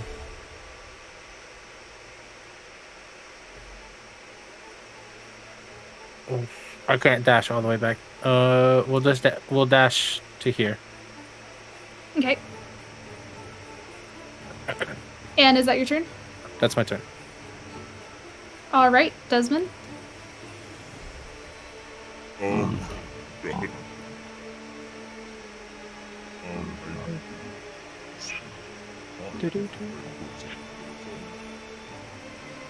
Your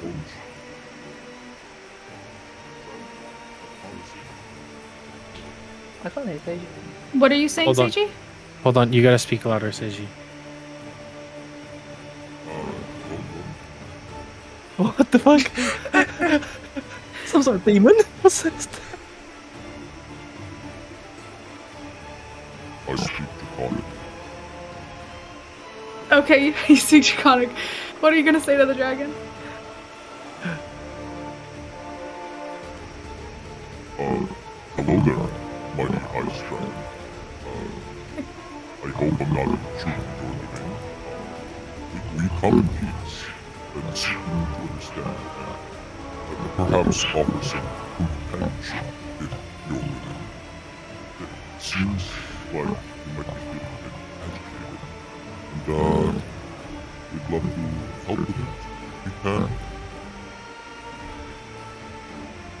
Okay, and again, you'll get its response on its turn. Do you have any other bonus actions or movement that you would like to do?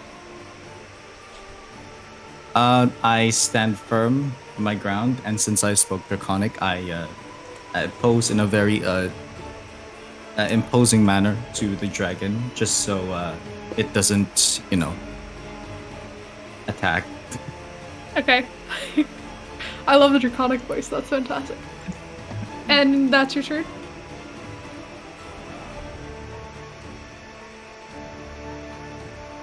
Is that your turn? Sorry. Yes, I end my turn. Okay. Gale. I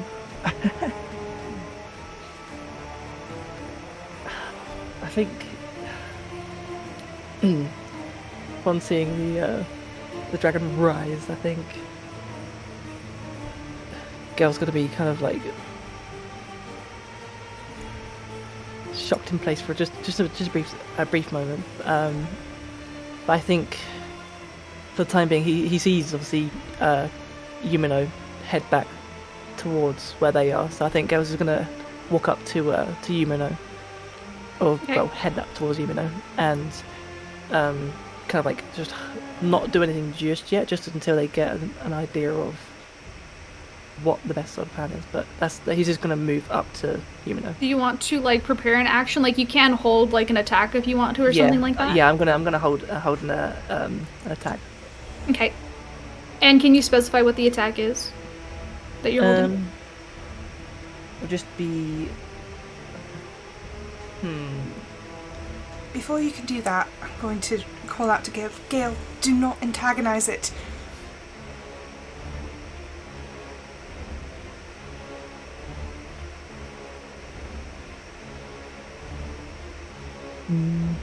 Okay, yeah, no. I think he's just gonna hold it, just not an attack, but just like an action, but just to do something. But I don't Just think holding he's- an action? Yeah, just hold an action. Yeah. Okay, that's fine. Yeah, you can do that. And will that be your turn? Yes. Okay. Lockery.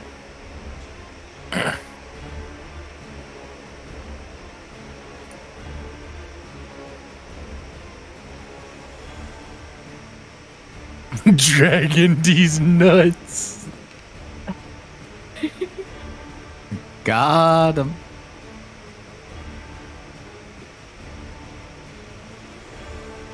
Oh, it would have been perfect. Oh, Lockery's Oh, gone. Lockery just. Oh, Uh-oh. vanished again. Data went out? Maybe his power came back on. He might be connecting back on his computer.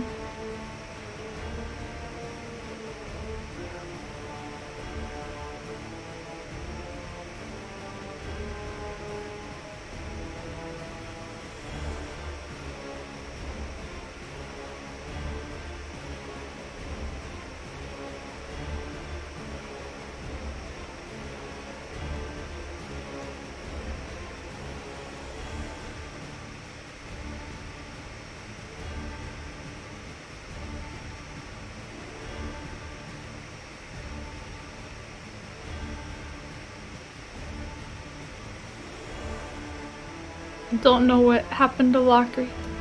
Lockery died. Lockery died standing frozen in fear. What we might do, I'll have him take 2 actions on his turn instead of 1. For if he manages to reconnect. Okay. So just remind me of that. Rosmila. Alright, seeing this very large dragon, I'm trembling with fear, but I come up next to Gale, and instead of remaining standing, I fall to my hands and knees in a very formal bow, indicating that I am submissive to the dragon and not a threat. Okay. And that's your turn? Yes. Alright, so... now it's the dragon's turn. So the dragon, is going to take several steps forward, basically to get around the, center area. It's kind of hard to do it, but if you can imagine, this is a very lengthy dragon slinking around. Lockery just did a roll.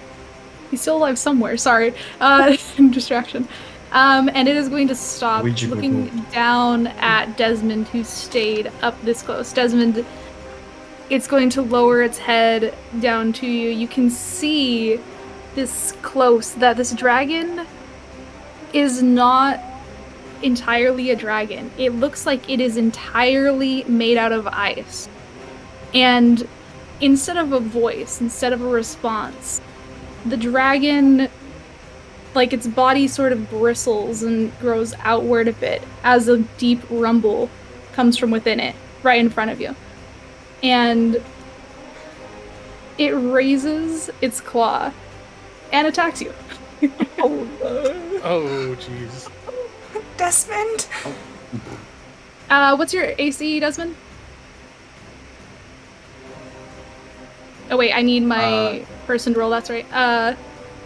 Alex, if you want to roll a d20 for me.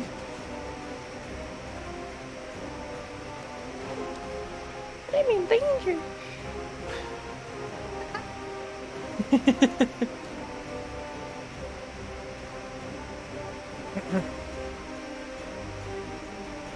Or wait, I can see your AC.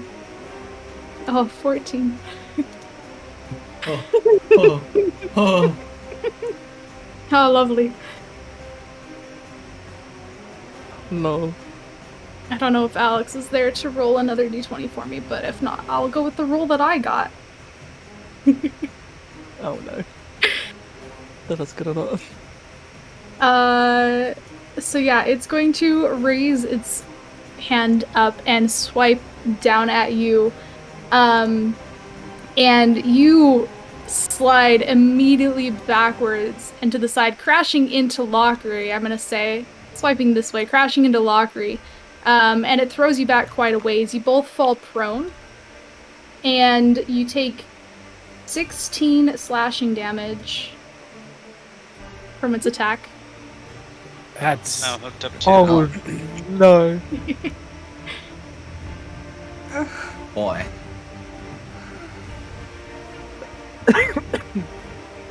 So did die. I'm now hooked up to my portable charger. Welcome back. Welcome back. No worries, though. I Back, did in danger. go over your turn, but you can take your turn right now if you would like. You just got hit by the, well, kind of hit. Desmond got hit and knocked into you, so you didn't take any damage, but you are knocked prone, a bit away from the dragon.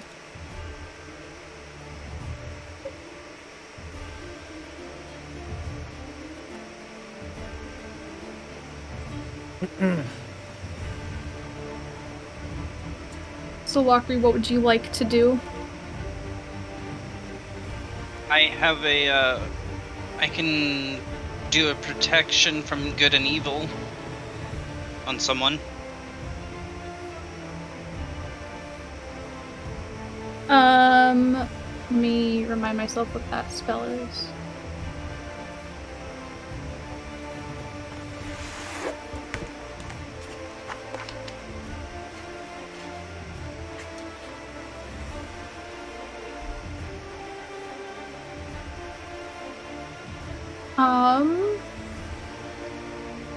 So, Locker, you would know that that spell wouldn't work against this type of creature.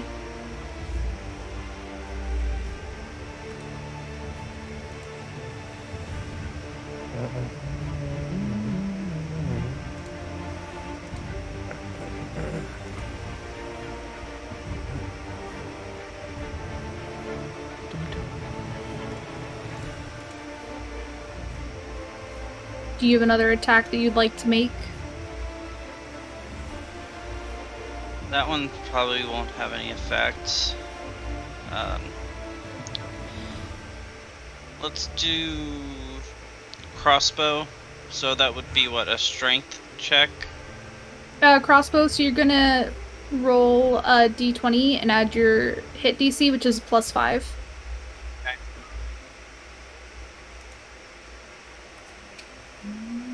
So 16. 16 to hit. Yeah, that'll hit.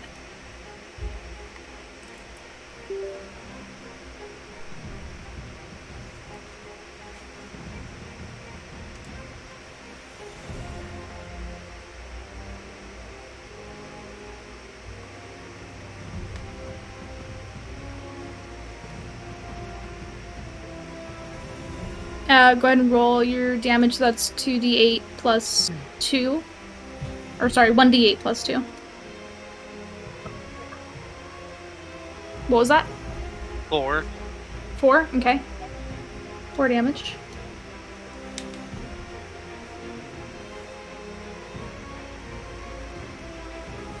Okay. Do you want any bonus actions or any movement? Like, do you want to stand up or anything like that? I would like to.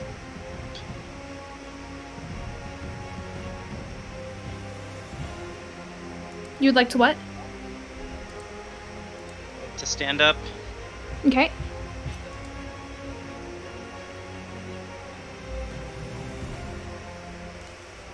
Anything else? Not that I can think of. Okay. So then going on to back up at the top at Umino.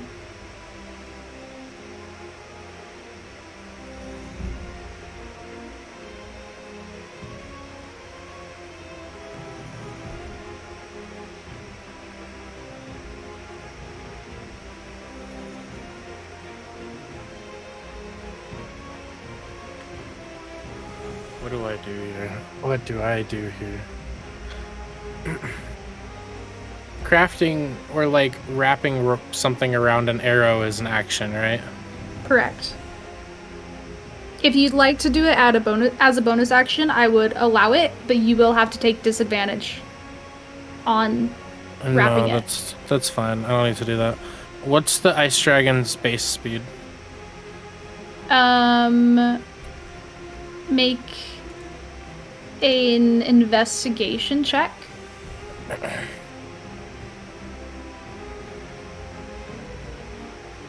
22. 22. Are you wondering like how fast it's walks? Like how it flies? It. Yeah, does it fly and how fast does it walk? From what you know of dragons. This dragon, it has wings, so you would assume that it can fly. Its typical dragon walking speed is 40 feet. So. Okay, so I'm out of range of it. Alright, I can use 2 dashes per turn, right? One for my action and one for a bonus action. Are you a rogue? I am a Yeah. rogue. Yeah, you can take that as a bonus action, yeah. Alright, so I'm gonna dash this way. Okay. Oops. And I'm also gonna dash 5, 10, 15, 20, 25, 30, wait. 5, 10, 15, 20, 25, 30, 35, 40, 45, 50, 55, 60. Okay. 60 feet this way. And I'm still in stealth. Hopefully he doesn't notice me. And that's... I can't do anything else, so that's my action. Okay. Desmond? You just took a hell of a hit. Yep. Yep. We know it's aggressive. I reluctantly stand up and try to slowly move away in the direction of Rosemary and Gale. Hopefully Okay. it won't chase.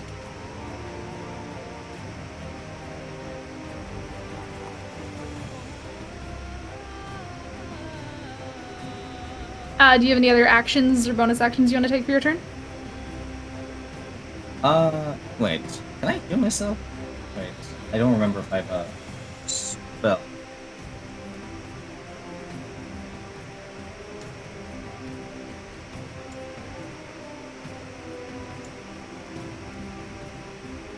I can cast Healing Word on myself. Yeah, you can do that. Just roll your health. Add it back in. What level are you casting it at? It's level 1. Okay. Yeah, and I think Healing Word is a Thanks. bonus action spell, so you should be able to still take an action if you'd like. Okay. I cast Healing Word on myself, giving me 6 health back. And I dash back some more, just to get into a very, very safe distance away from the dragon. Because Okay. boy oh boy, did it hit me so hard.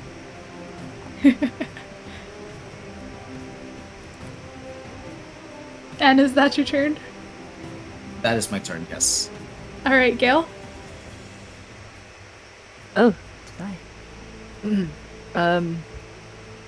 Gale has an idea.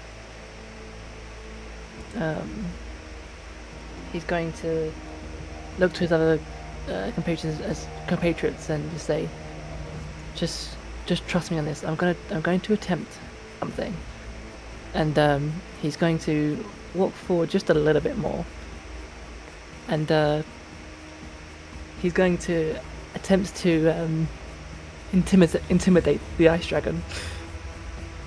Okay. And he says, I would listen well, Ice Dragon.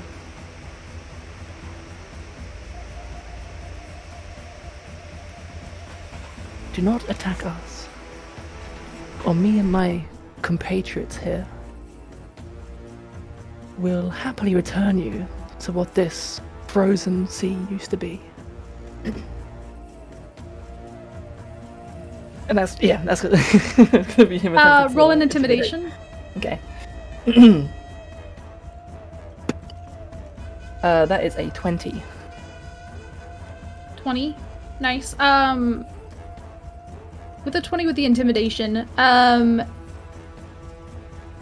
watching the dragon to see how it responds to this, and I'm going to tell you this now for a reason. You notice that it's,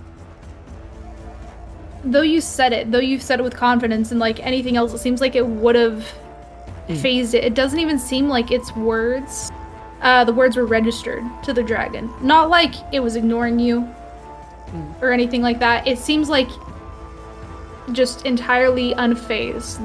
The words literally didn't even reach his head. Like, Oh, okay. Interesting.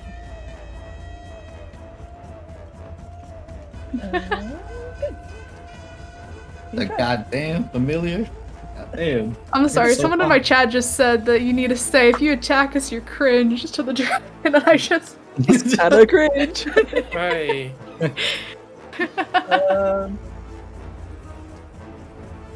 Yeah, let's just slur some Gen Alpha language on him.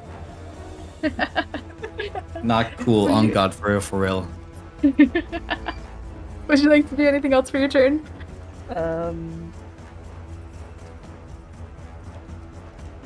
No, that'll be it. Okay. I see Lockery vanished again. I don't know if... no. He is going through it. Yeah. So I will move his turn down again, and we'll go to Rosmila.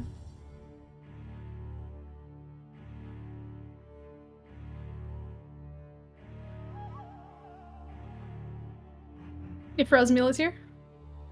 I hope so. Sorry, Okay, the there you mic are. was muted. No worries, you're good. You're good, you're good. I am going to use True Strike, which means that what is the range is 30 feet. Oh boy.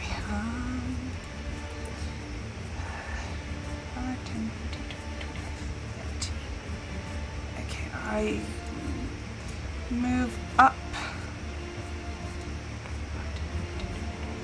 Okay, so I move up, and I'm going to use True Strike, which means I am granted brief insight on the target's defenses.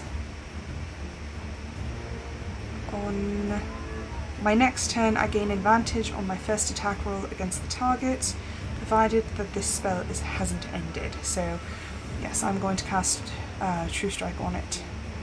Okay. Is there like a saving throw or anything that has to do, or is it just... I can't say I've ever used True Strike before. Let's see. It doesn't have anything listed.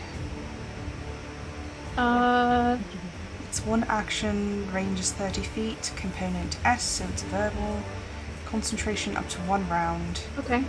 Okay, so it just goes through. Okay, cool. So the defenses...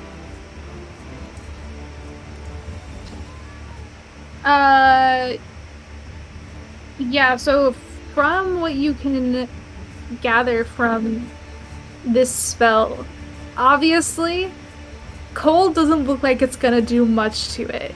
In fact, cold maybe might help it. Like, it's made entirely of ice. But you notice something odd that you would assume there would be... You would think that, like, it would have maybe some weakness or something to speaking or anything, but it seems like nothing's there. It's like it can't understand languages, so it can't seem to be argued with. It can't seem like it's not going to be swayed to do what you want it to do or anything like that. Oh goodness. And another thing you notice as well, the ice where Lockery had pierced it does seem to be cracking. And yeah, that's pretty much all of the things you kind of notice about it.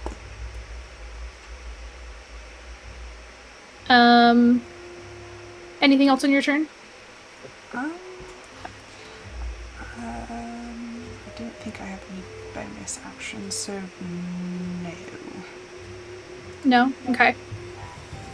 I saw Lockery just rolled an 11 for something. Let me see. I'm going to assume that Lockery is going to probably take a similar attack. Let's see, what would the roll for?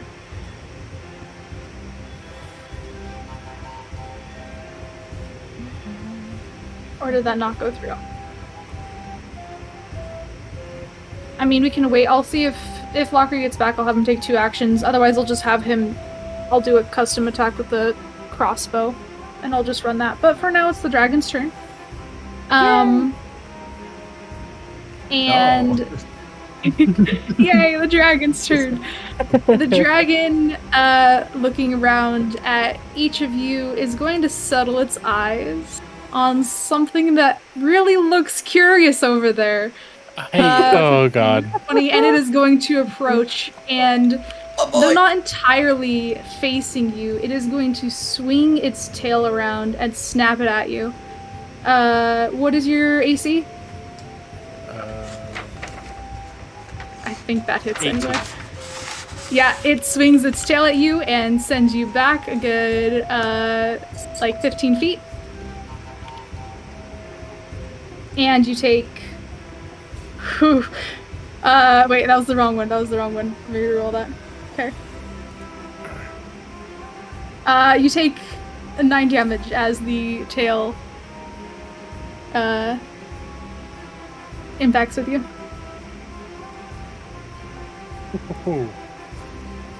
And now you can safely assume that it definitely sees you. It 100% sees me. And that will be the dragon's turn. Alright, so I stand up. Am I prone or did I just fly backwards? You were knocked prone. Flew backwards, knocked prone. So standing up is an action, right? Yeah, standing up is like half of your movement, I think is what it is. Oh, that's fine. I don't plan on going there. Okay, so I stand up and I cast Hail of Thorns as a bonus action. Okay. And I prime my bow, aiming. Is the dragon facing me, or is he sideways still from hitting me with his tail? So the dragon would kind of be facing this way. If you can imagine, his tail would have swung and hit you. He would still be looking like towards you, though. All right, so I aim a prime shot right here. I don't know if you can, like, right in the middle of his shoulder and his neck, right where they meet. Okay. Now what Hail of Thorns does is this spell creates a rain of thorns that sprouts from my ranged weapon or ammunition. In addition to the normal effect of the attack, the target of the attack and each creature within 5 feet of it must take a dexterity saving throw. A creature takes 1d10 piercing damage on a failed save or half as much on a successful one. Okay. What's the saving throw for? The d10 piercing damage. What is it? Is it like strength, dex, constitution, intelligence? Dexterity.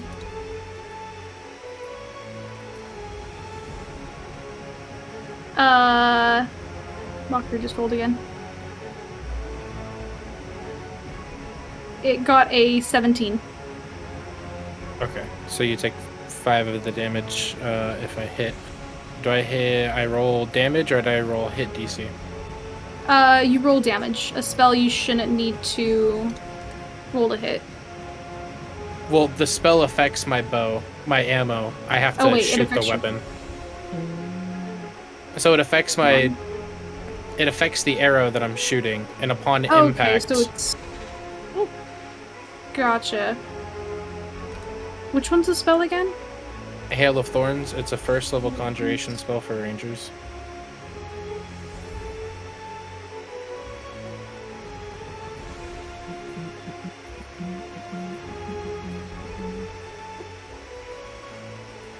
Why do I not see it? Okay.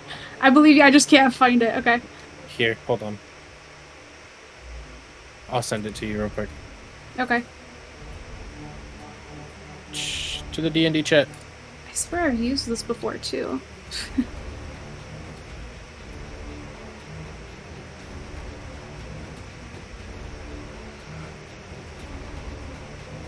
I haven't figured out, like, how I can add spells to my character on D&D Beyond. Oh, gotcha. I will help you with that afterwards. Okay, Hail of Thorns. I was gonna say, I have the 2 that naturally Okay, so you don't need to have it... Oh, no, it does make a dexterity saving throw. Okay. Okay, so then you can attack the. Okay, I see now. I get it. Okay. So Go ahead and roll to attack then. Okay. So I roll my damage, or I roll hit DC. Roll hit DC. That is a 26, 18 with an 8 on top of it. That will hit. Okay, so I let loose the arrow. It connects with the middle of the ice dragon, and the roots sprout out of the tip of the arrow. From and there, go I and roll don't know. damage. So roll the damage of the arrow itself, and then roll the additional damage, and that additional damage will be halved. Okay, so the damage of the arrow itself is 11. Okay. And then the damage from the actual arrow is a 1d10 piercing, so I need to roll that as well. 1 second. D10. 9. So you'll take 3. We'll just say 3. You're splitting 9 in half? Yeah, because you took... Because you rolled that save, right? Yeah. And it takes half as much as the dice I rolled. So I rolled 9, and I don't think you can necessarily take 3.5 damage, can you? No, so it would be, what is it? 5 and 4 makes 9, so then we would do the higher one, so it would be 5 damage. Okay. Right? Yeah. If I did math right. Yeah. So 16 in total? Yeah.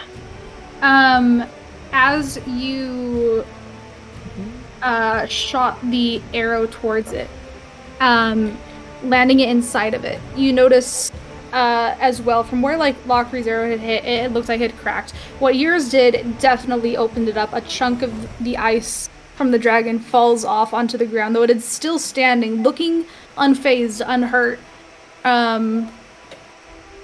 It's like a huge chunk of it fell off, part of it's cracked. It looks like it's been heavily damaged. Okay. And then as my rogue action, I'm going to dash back. Okay. And that ends my turn. I can't do anything else. On to Desmond. And it's the wagon. Teddy the wagon. It hurt my feelings. Anyways, wait.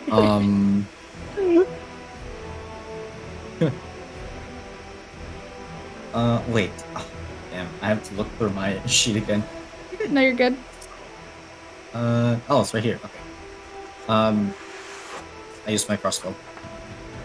Okay. As a revenge. Wait, do I need to roll something? You have to roll to attack. So it's the roll plus your hit DC. D20.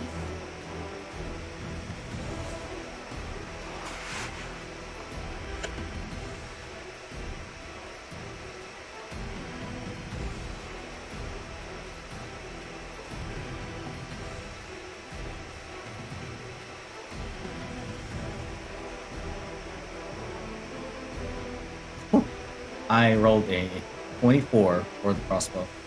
And Yeah, that'll hit. wait. Yep.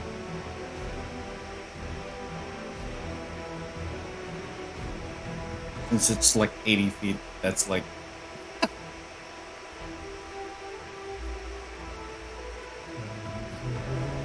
Yeah, I basically hit the same spot as where the crack has appeared for when Lockery shot it. Okay. Just to kind of open up the crack a little more. Maybe it will help subdue the dragon. Okay, and go ahead and roll damage.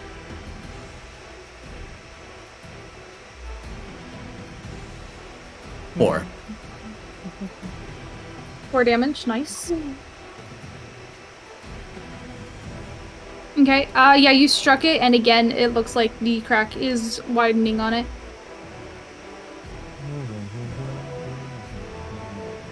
Gale. Wait, that is the rest of your turn, right, Desmond, or did you have... Any Yes. bonus actions you'd like to take? Okay. Okay. So, if Gale was to move the 30, would that make him within a 15-foot cube of the dragon? Would you say? A cube? Yeah, because it's based on the thing that I want to 15. use. Be out here. 5, 10, 15. It would barely the tip of it would be in it, yes. It counts. Okay. So yeah, okay, so Gale's gonna walk over it and I didn't even get, wait, I missed a line. Sorry. It should be over one more. Yeah, no, it's still in it. I'm bad at drawing lines, but yeah. That's 5, 10, 15. Yeah.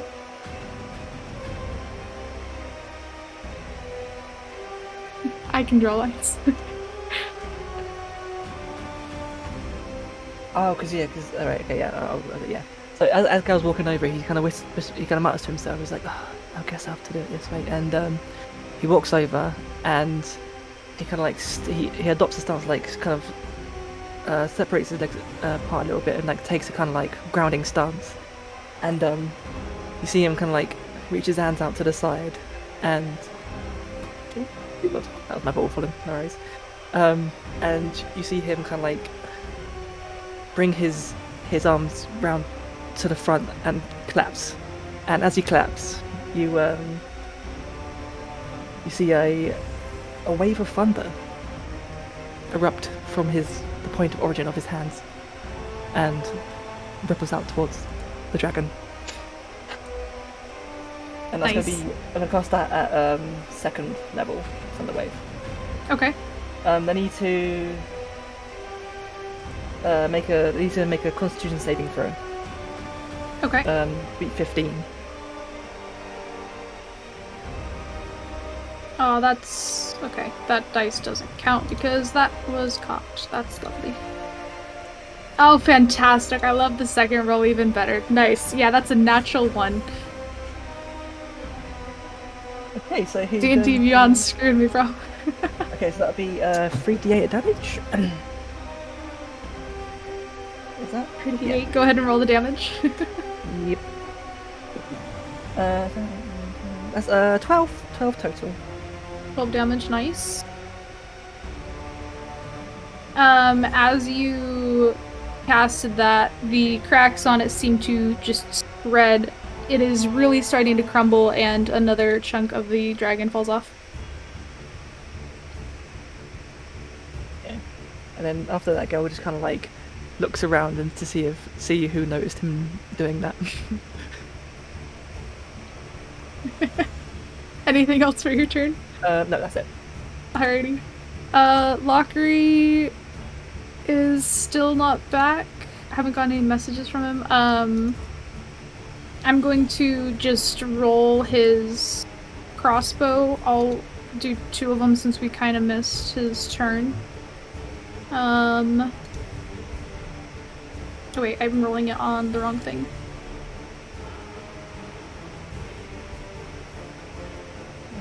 D20, so he's gonna get 16 and a 16. Nice, easy. And his damage is 1d8 plus 2, so we'll roll 2 d8s.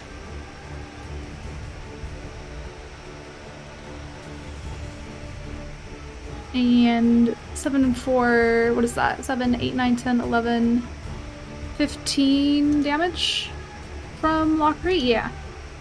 Okay.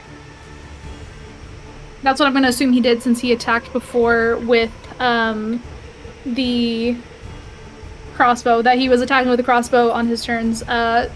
Struck the dragon just as before. Again, the dragon is starting to look very hurt. Rosmila.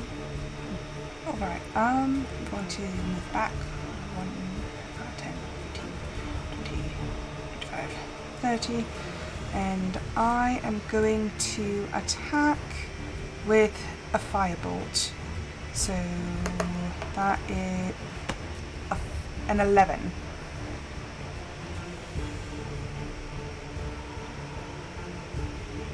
An 11. That was my hit DC.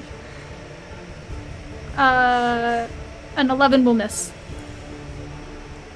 Alrighty then.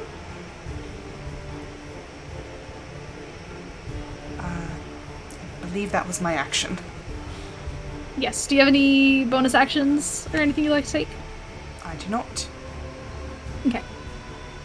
In that case, it is the dragon's turn again. And it's turning its sights on the next closest person. It is going to walk up to you, but noticing how spread out everybody around it is going to spread its wings, and standing in front of you, you can hear its wings just crackling as they spread wide. And Gale, you're the only one within range. Go ahead and make a dexterity saving throw.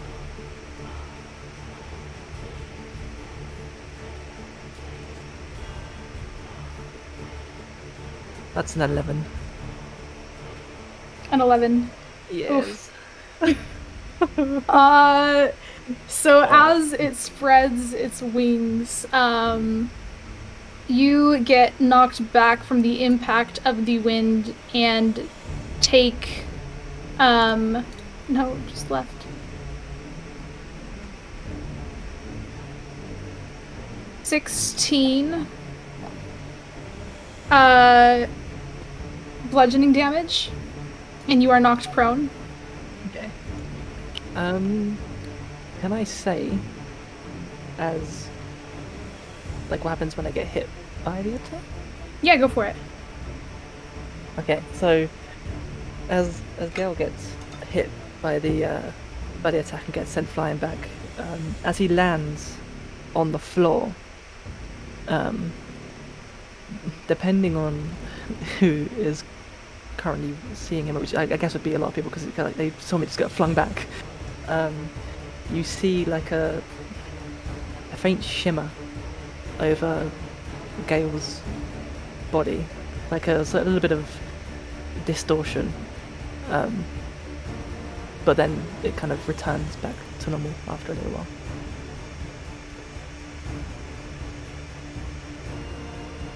Okay, and I think those of you who would be probably concerned with Gale just getting hit would notice that happening. The dragon, for the rest of its turn, has quite a bit of movement that it can make. 5, 10, 15, 20, 25, 30, 35, 40. Oh yeah, easily gets right over here, landing between you two, puffing up snow behind you, as it flies back behind you. Oh. And that'll be the end of its turn. You know.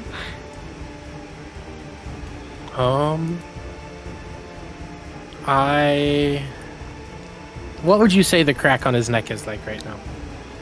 On its neck specifically? Like in the areas we've been hammering, how close is it to going completely through? It's looking like it's pretty close. It is. You're surprised it hasn't broken off from it flying, honestly. Okay.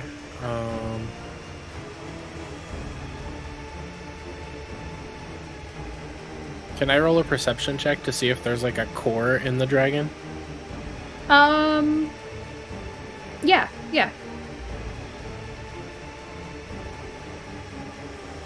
I have proficiency in perception as well.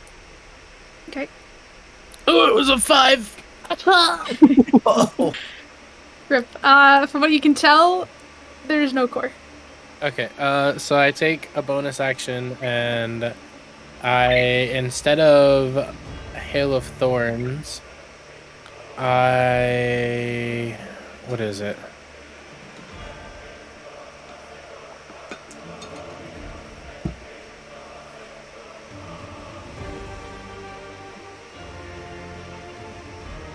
Okay, no, I guess I'll use Hail of Thorns again. Okay, so I simply walk here, Okay.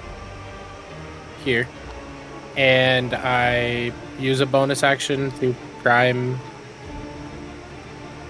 Hail of Thorns, and then prime my bow again, aiming for the same spot on the opposite side of the dragon that I did last time, because he's facing opposite this time. Okay. And I cast, or I let loose my arrow. Okay, go ahead and roll to attack. Okay. Oh, that's rough. 11. 11 is gonna miss. That's rough.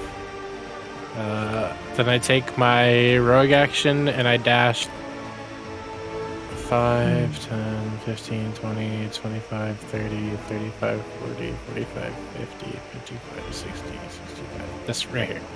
I dashed it right here.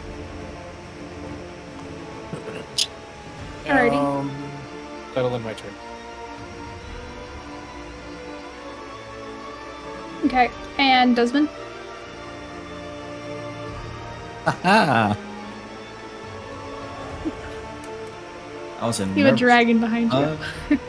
That's right. Oh, so it would seem. I tried to knock his head off. It didn't work. Oh my god. I wish it had. It would have been great if it had. This is basically a desperation, but I try to cast. I cast suggestion on the ice dragon, Okay. and I suggest that it attack us, both Rosmila and me, by blowing us away with its wings, instead of swiping us, which would totally hurt. Suggestion. Is there like a save for that? Wisdom. Wisdom save? What's the DC for that?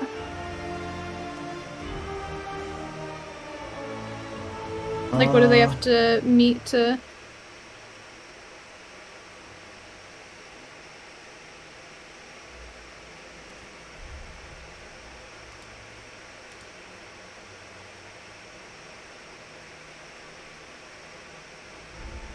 Where it's at? Oh, I can't find it. Where is it? I'll look at your page. Wisdom 16. Okay. Yeah. Okay. You'll see on its turn if it does what you ask it to or not. Okay, I pray. Is that it for your turn? As a bonus action, I try to move back 15 feet away. As you move back, it will be able to take an opportunity attack on you. Are you sure you want to move back? Oh. I'll take 20 feet. Okay, it's gonna take the opportunity attack on you still. Dang, okay, well. If you move out of its range, basically, which its range is 10 feet, then it's gonna take an opportunity attack on you. Okay. Alright, I'll take my chances. Okay. Oh wow, you are really, really fucking lucky. Holy shit. Wow, you're really fucking lucky. Okay, yeah, no, it's gonna miss its attack on you. That is Let's really go. lucky. Gale.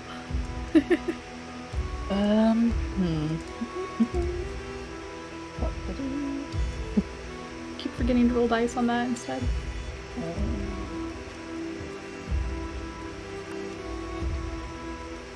I think what a girl is going to do is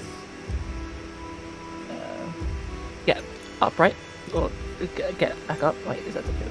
There you go. Yeah, it's going to get back up and kind of move back for now and cast Cure Wounds on himself. Okay. That's what 1d8 is. That's to get 6 hit points back. 6, nice. And do you have any bonus actions that you'd like to take?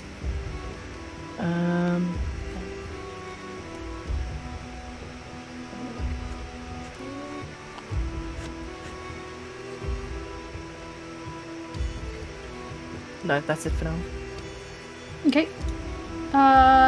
In which case it would be Walker's turn.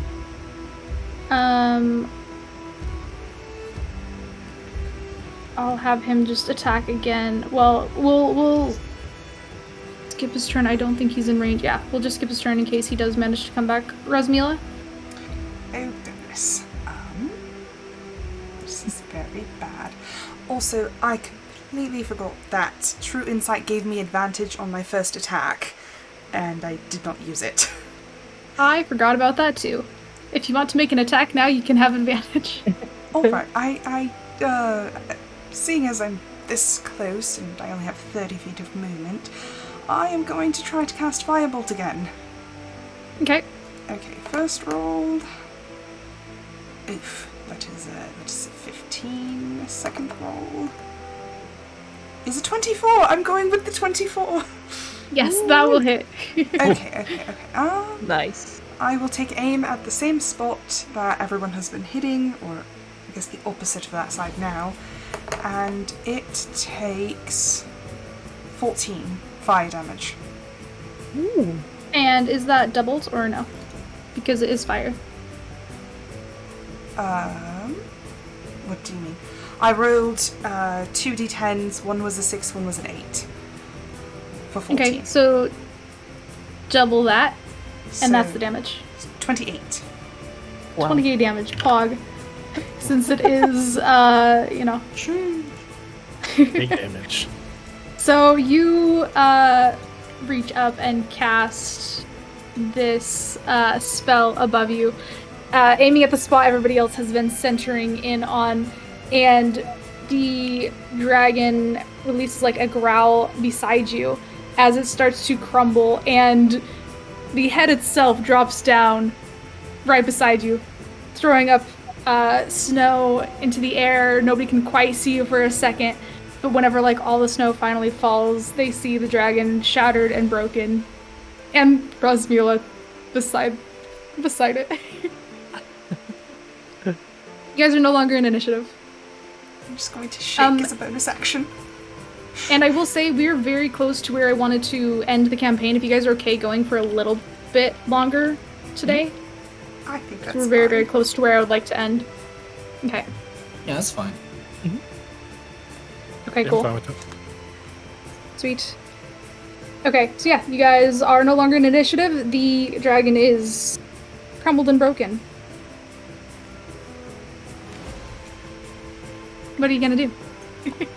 Gale cautiously runs over towards Rosemiller. Oh my god. It's like, I do the same thing. Rosemiller, are you okay?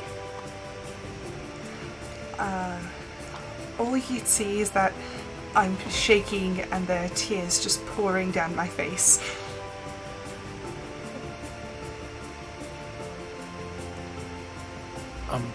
While they're talking, I've walked from where I was and gotten the stone. Like the arrow and the stone and everything, and I'm on my way back. Did you only grab the arrow and the stone, or did you look around at anything else there? Actually, that's a good idea. I'm looking at everything while after I grabbed the arrow and the stone, I'm looking at all this. Okay. Make a investigation check. 9.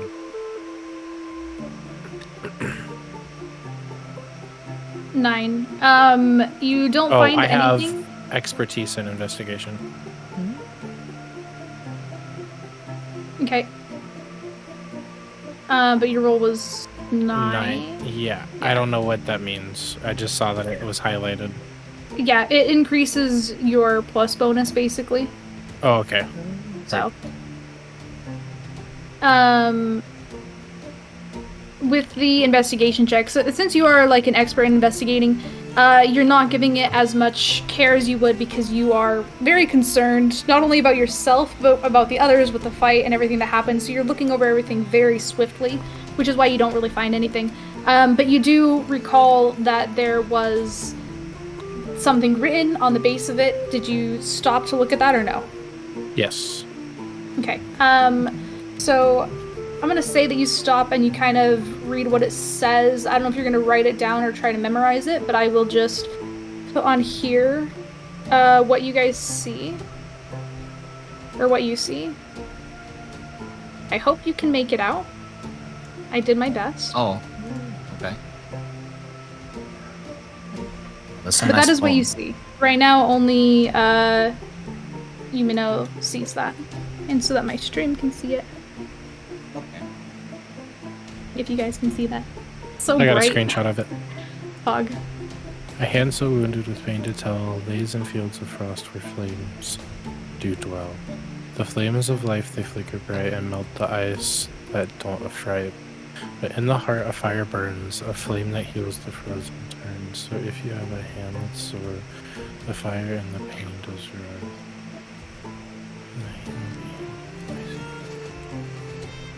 Okay. Yeah, that's what you find. Everybody else is over there, around the dead dragon. So I start walking over to them. Gale puts his hands on Rosmina's shoulders and be like, and just goes, "You did amazing, okay? It's all over with now. The danger's gone. If you need to sit down and just to catch your breath, please do it. And everything's okay now." And I collapse into the snow, still shaking, and just sort of mumble to myself, "Stories. The monsters. They were supposed to be stories."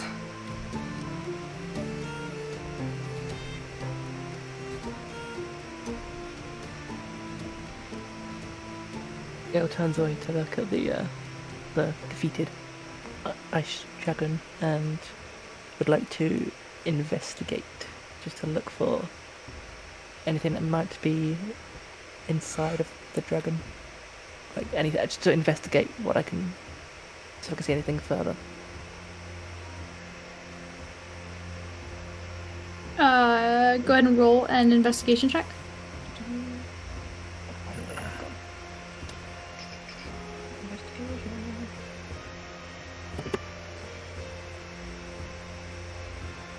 $13. 13. It's hard to get through all the ice. The ice seems to be freezing itself in place, so it's kind of hard to get around it. You don't notice anything that stands out about it. It seems like it was literally just ice. Okay.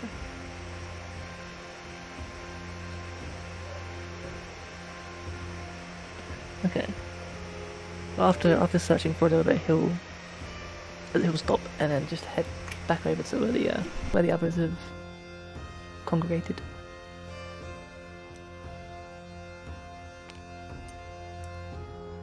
I don't know if it's of importance or anything, but I found something over on the little island type thing that we should go look at. I don't know if you guys are wanting to chill out for a second or if you want to take a breather, but it seems pretty important to the surrounding area. Chill out. Good one, my friend. Oh, wait, are you serious? Okay, yeah, we should relax. Yeah.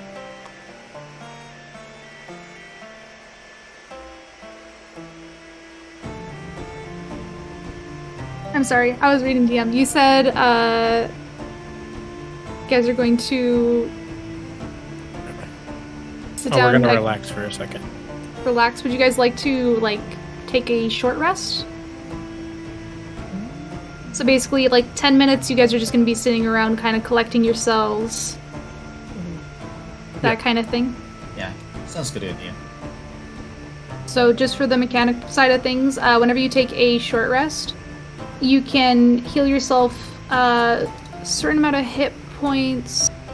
I need to open up one of my characters to make sure I do this right.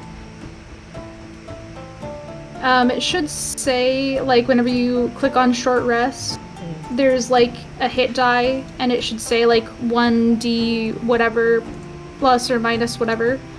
And it should have a number of boxes. You guys can recover as much as that, gives you as much as you want of that for your short rest.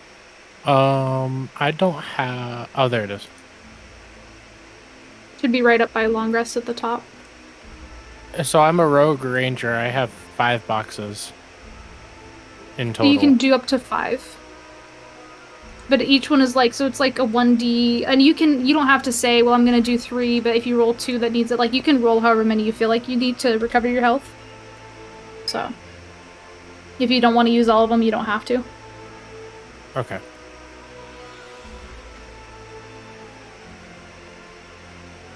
I accidentally clicked death. What do I do? Let me go back to your character sheet. Do I just do saves? Just do, like, success 3 times. See if that fixes it.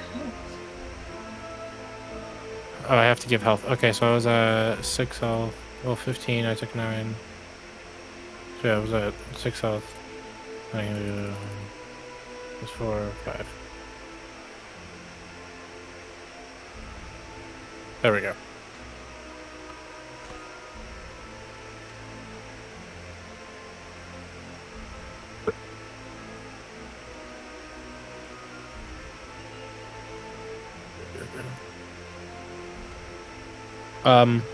While we're resting, I take my good berry out and I eat my good berry. That's fair. I think that gives you a point of health as well. If I Sweet. remember good. Okay. Yoink. I'll take it. I just have this Short vivid memory rest of just gave me enough to get to full mouth HP.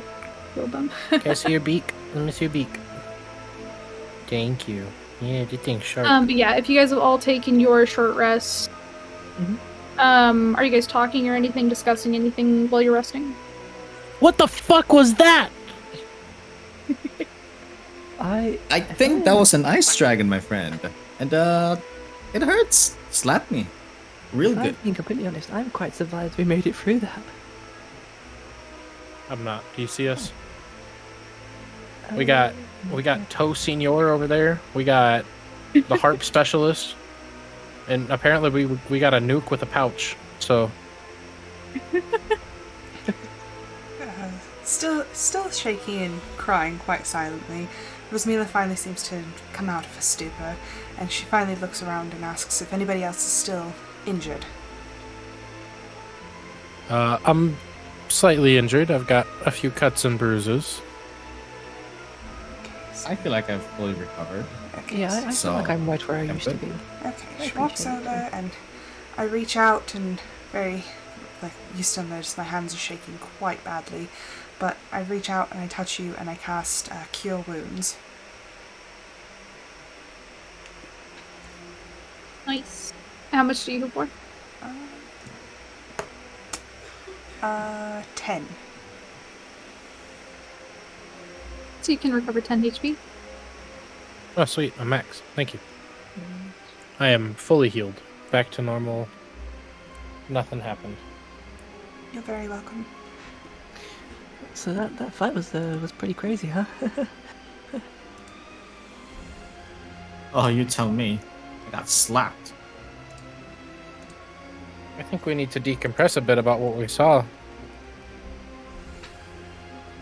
Yeah, it just kind of spawned in the middle of something. I wonder if that stone did something with it. Can't be too sure. I do remember seeing a Try dead again. body. Do you think we should see what they had on them? Is there a dead body? I did see a dead body. You saw more than one. Let's get that. Oh, I saw multiple dead bodies. Should You we go saw loot multiple dead bodies. Okay. Well, them? I understand that we need to respect the dead and we can give them a proper burial, but their supplies would be more than helpful to us in this current scenario. that is true. They don't need it anymore. They're dead. So, What about the families? If there's any identification, we can later find the families know. and we can tell them that they passed. But that is, right now, all we can do is give them a proper burial. I agree with Yumino. I also Alright. agree. Okay, so you want to go and check out the dead bodies? Yeah, we want to loot all the dead Yes. bodies.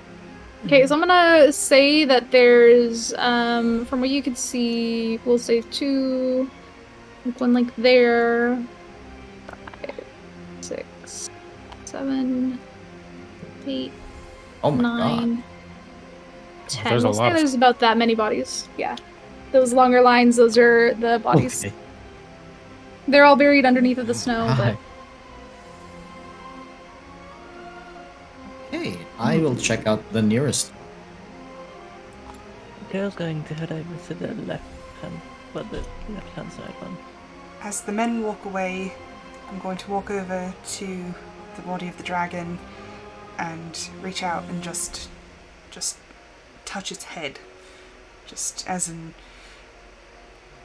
almost just dedicating it to memory. okay. It's going. We'll start all of this with Yumino. I'm gonna let you guys just kind of roll to investigate bodies in general. So that we don't have to go and roll every single one. So Yumino, go ahead and make your investigation check for the bodies you search. 8. 8. 8. So from what you can find on it, it's difficult to really get to the bodies. Most of them being like frozen and whatnot.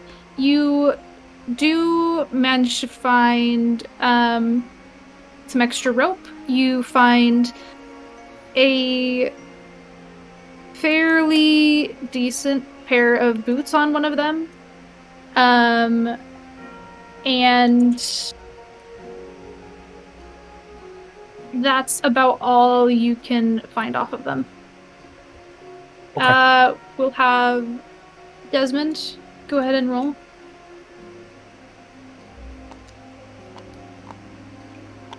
An investigation check. Sorry, I didn't specify.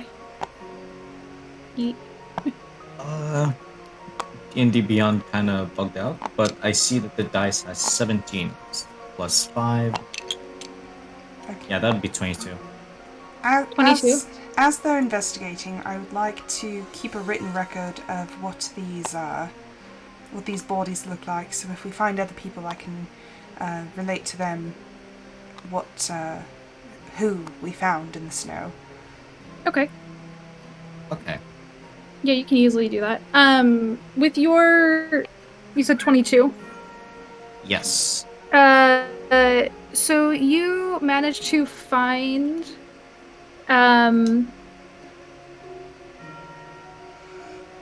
a staff and a book on one of them. From what you can understand, this one seems to be the wizard you were looking for. Because they are also a water genasi, it's safe to assume that this was the party you're looking for. As you're looking over, like, the other bodies kind of on this side, it seems like this is the party that they sent out to search for what was causing the weather, and they, didn't make it back. The other group, however, you notice immediately that one of these people is not a water genasi. In fact, they appear to be human. But you don't recognize them, you don't know who they are. And it seems like everyone from that group is human. But you only found the book and the staff. I'll give you guys details on what those are later, but yeah. And then Gale, go ahead and make your investigation check. 18. 18.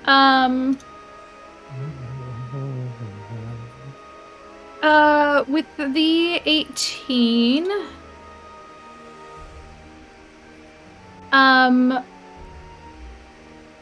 you find as you're searching these other bodies, what appears to be a journal. It is locked. You're not sure how to open it.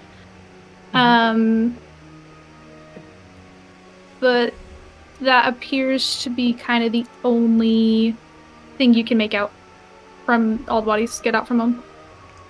Okay. Yeah. After Gale has finished searching, he's going to head back over to the others and say, So from what I could see, the only thing that I managed to procure was some sort of journal, but I can't open it. It seems to be locked.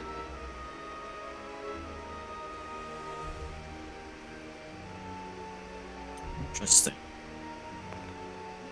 And Rosmila, whenever you did touch the head of the dragon, what is your passive insight? That would be. Oh goodness, where did it go? 15. 15.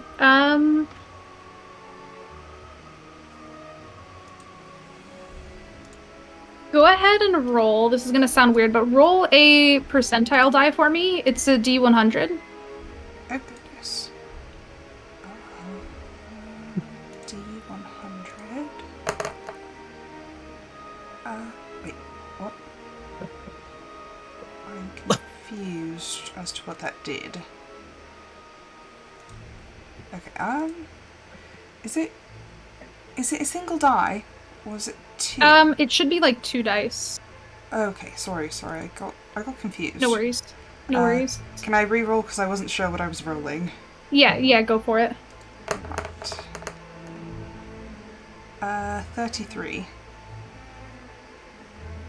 33. Okay. Yeah, you just touched the dragon's head, giving it some respect, and you don't notice anything else from it.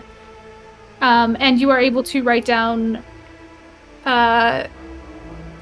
what you were wanting to about the bodies, again recognizing as Desmond pointed out, you can assume that was the party. The other group, you're not sure who they were exactly. Don't pet the dragon. Anyway. Yes, that is what you guys found. Okay. Everybody else has checked the dragon. I feel like it's my turn to check the dragon. I come up to the dragon and I check out the dragon and just search through its remains. Sure. Do an investigation check. I'm also checking to see if it's a normal ice or if it's... God, 7. Here's my bad streak. 7. Seems to be normal ice.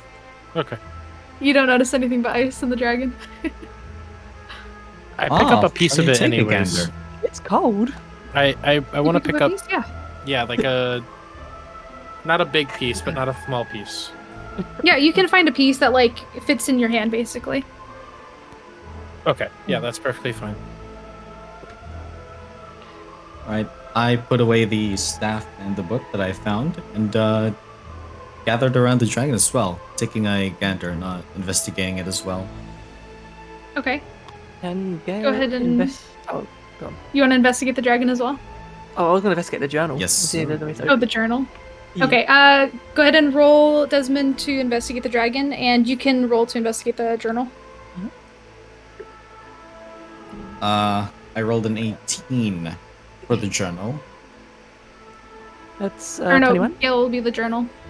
Yeah. Oh. So you can use the 18 for the Okay, dragon then if this you is want. for the dragon. And you said Yeah. 21 for the journal? Okay. Mhm. So, 18 for the dragon. The what you can assume of it, from what everybody else has kind of noticed, it's just ice. You're not noticing anything in particular about it. As for the journal, it's bound in leather. It has a lock on the front. It has a spot where you could put a key, but you don't have the key for it. You're not sure where that's at. And there's just like some nice detailing on the front. No name or anything. Mm-hmm. It just looks like a fancy journal. Okay. You're not able to get inside of it though. Okay. I have a question. Yes. Did Rosmila's fireball damage the dragon in a sense of like melting the ice, or did it just blow it up? It didn't really look like it melted it. It just it shattered it. It finished like the breaking of it. That's interesting. Oh, I should note with the 18 that was found. That was one thing I forgot. Like you noticed where it had broken from where you guys were hitting it, but you also noticed areas where it seemed like you didn't hit it, but it seemed like it was damaged. And it hadn't healed, so you can assume that it had been damaged before you guys reached it. Ah, Forgot about that. Does its head still have like teeth in it, or are the teeth damaged? You actually can't see the teeth. The dragon's mouth, it looks like it was carved out of, like, you know, stone, so it actually can open. You don't see the teeth at all. Does the mouth open at all? No? Yes? Would you like to try? Yes. All right. Make a strength check.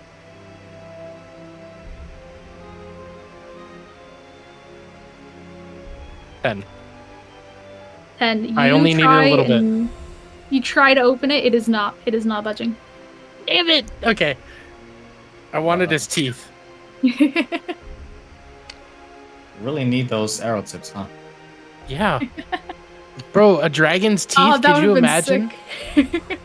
Sick! Especially if it didn't melt with the fireball, I assume that there's some sort of magic resistance on it. Especially Meta. if I there's... can give you meta information on this, but I don't know if I should. Do it. Okay, I'll give you the meta information. It doesn't have teeth. It doesn't have teeth? Okay, that's fine. It doesn't have teeth. You didn't say that there wasn't magical properties, though, so I'm taking that chunk of ice and we're doing something Yeah, you with can it. take the chunk of ice. You can take the chunk of ice, but yeah, it Ice does arrow. not have teeth. It can't open its mouth. It physically cannot. So that's meta knowledge. None of you actually know that, but yeah. Okay. Is there anything else that you guys would like to do while we're here? Or should we head over to the area? Yeah. I think we should go back for now. There's nothing else we can investigate for now. Go back. Are you guys going to investigate the giant stone? Mm-hmm. I think Yeah. so. We should, I think. Okay. I mean, just before we go back. I believe it is the best course of action. Okay.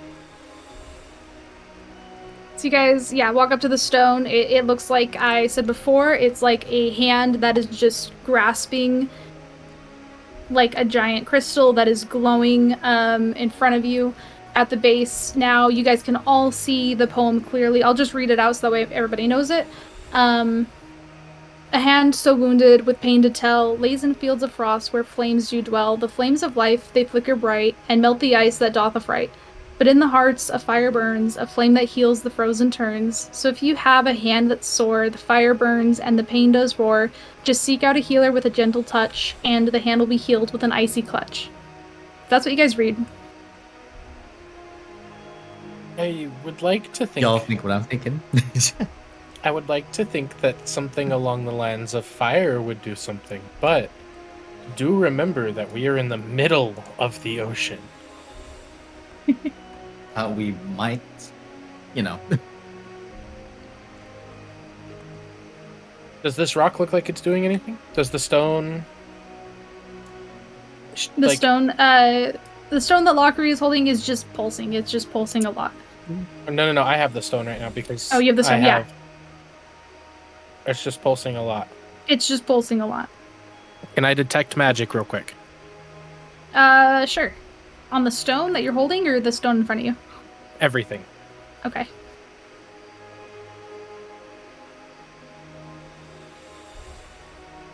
Oh, why didn't it? It's not letting me do it. Hold on. Smell the stone. How do I... It's not letting me roll for the spell. I think detect magic you don't roll for. Or wait, let me open up your sheet again. I'm sorry, I've forgotten it a bit. No, you're good. Concentration up to yeah, 10 no, you can minutes. just do it. You can just so if you sense magic in any way.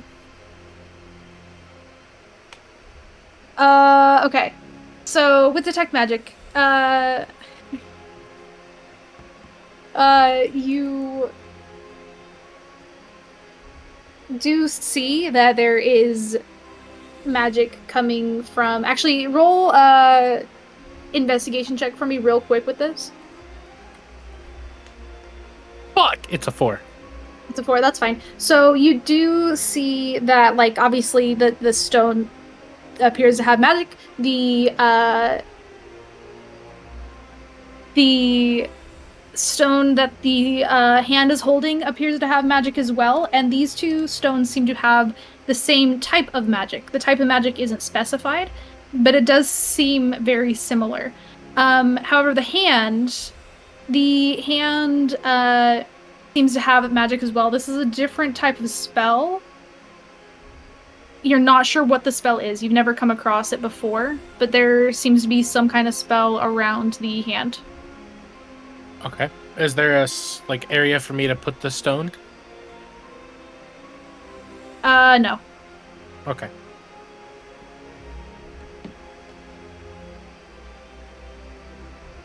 I don't know what to do, guys. We just come back to it. It's I mean, it's not going anywhere. We could head back to the inn and rest for a bit and gather our thoughts. We could, and then we could tell the town about what we saw. Yeah. What does everyone else think?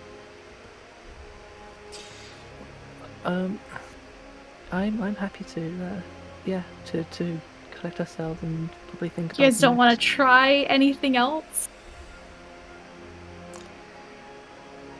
I'm gonna try reading it out loud. Okay. I guess I'm gonna actually read it. Hold on. Yeah, go for it. A hand so wounded, with pain to tell, lays in fields of frost where flames do dwell. The flames of life they flicker bright, and melt the ice that doth affright. But in the heart a fire burns, a flame that heals the frozen turns. So if you have a hand that's sore, the fire burns and the pain does roar.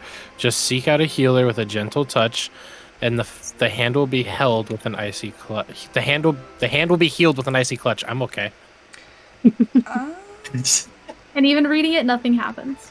A rather odd bit. Hearing him read that out loud, just to try something, I'm going to come to the middle, and I'm going to cast Heal Wounds on the surface, just to see what happens. On the surface of the hand? Yes. And you're casting what again? Cure Wounds. Cure wounds. Okay. Just because we can. Wouldn't hurt. I think. Well, the other idea is to light it on fire, but I would suggest we rather be farther back for that. So yeah, so the hand, it looks smooth and unblemished, but you can see that there are, like, what appears to be scars running down the sides of it as you step up to put your hand onto it. I'm gonna put the stone in its hand. In the hand. You... before you do that, as she's casting the healing spell on it, you see the hand starting to open, and with like some crackling and grinding noises, the hand opens up and flattens out, letting the stone shine fully exposed. And as the fingers loosen around the stone, a mesmerizing darkness begins to emit from the stone. The darkness is seeping out, shimmering with ethereal hues, creating an enchanting yet foreboding spectacle. Beauty of the swirling colors mask an underlining sense of unease as you all feel yourselves getting taken into the darkness. As you suddenly realize you're being pulled towards the stone, your world turns to sudden darkness, and your body is suspended into a void once again. Yes, again. Oh no. You guys are trapped inside of the void. Oh no. And that's where we will end the session. Thank you so much, Rose. Nice. Oh no. Bruh. Alright. That was a good ending. That was that. Nice. Thank you everyone for watching. Yo. So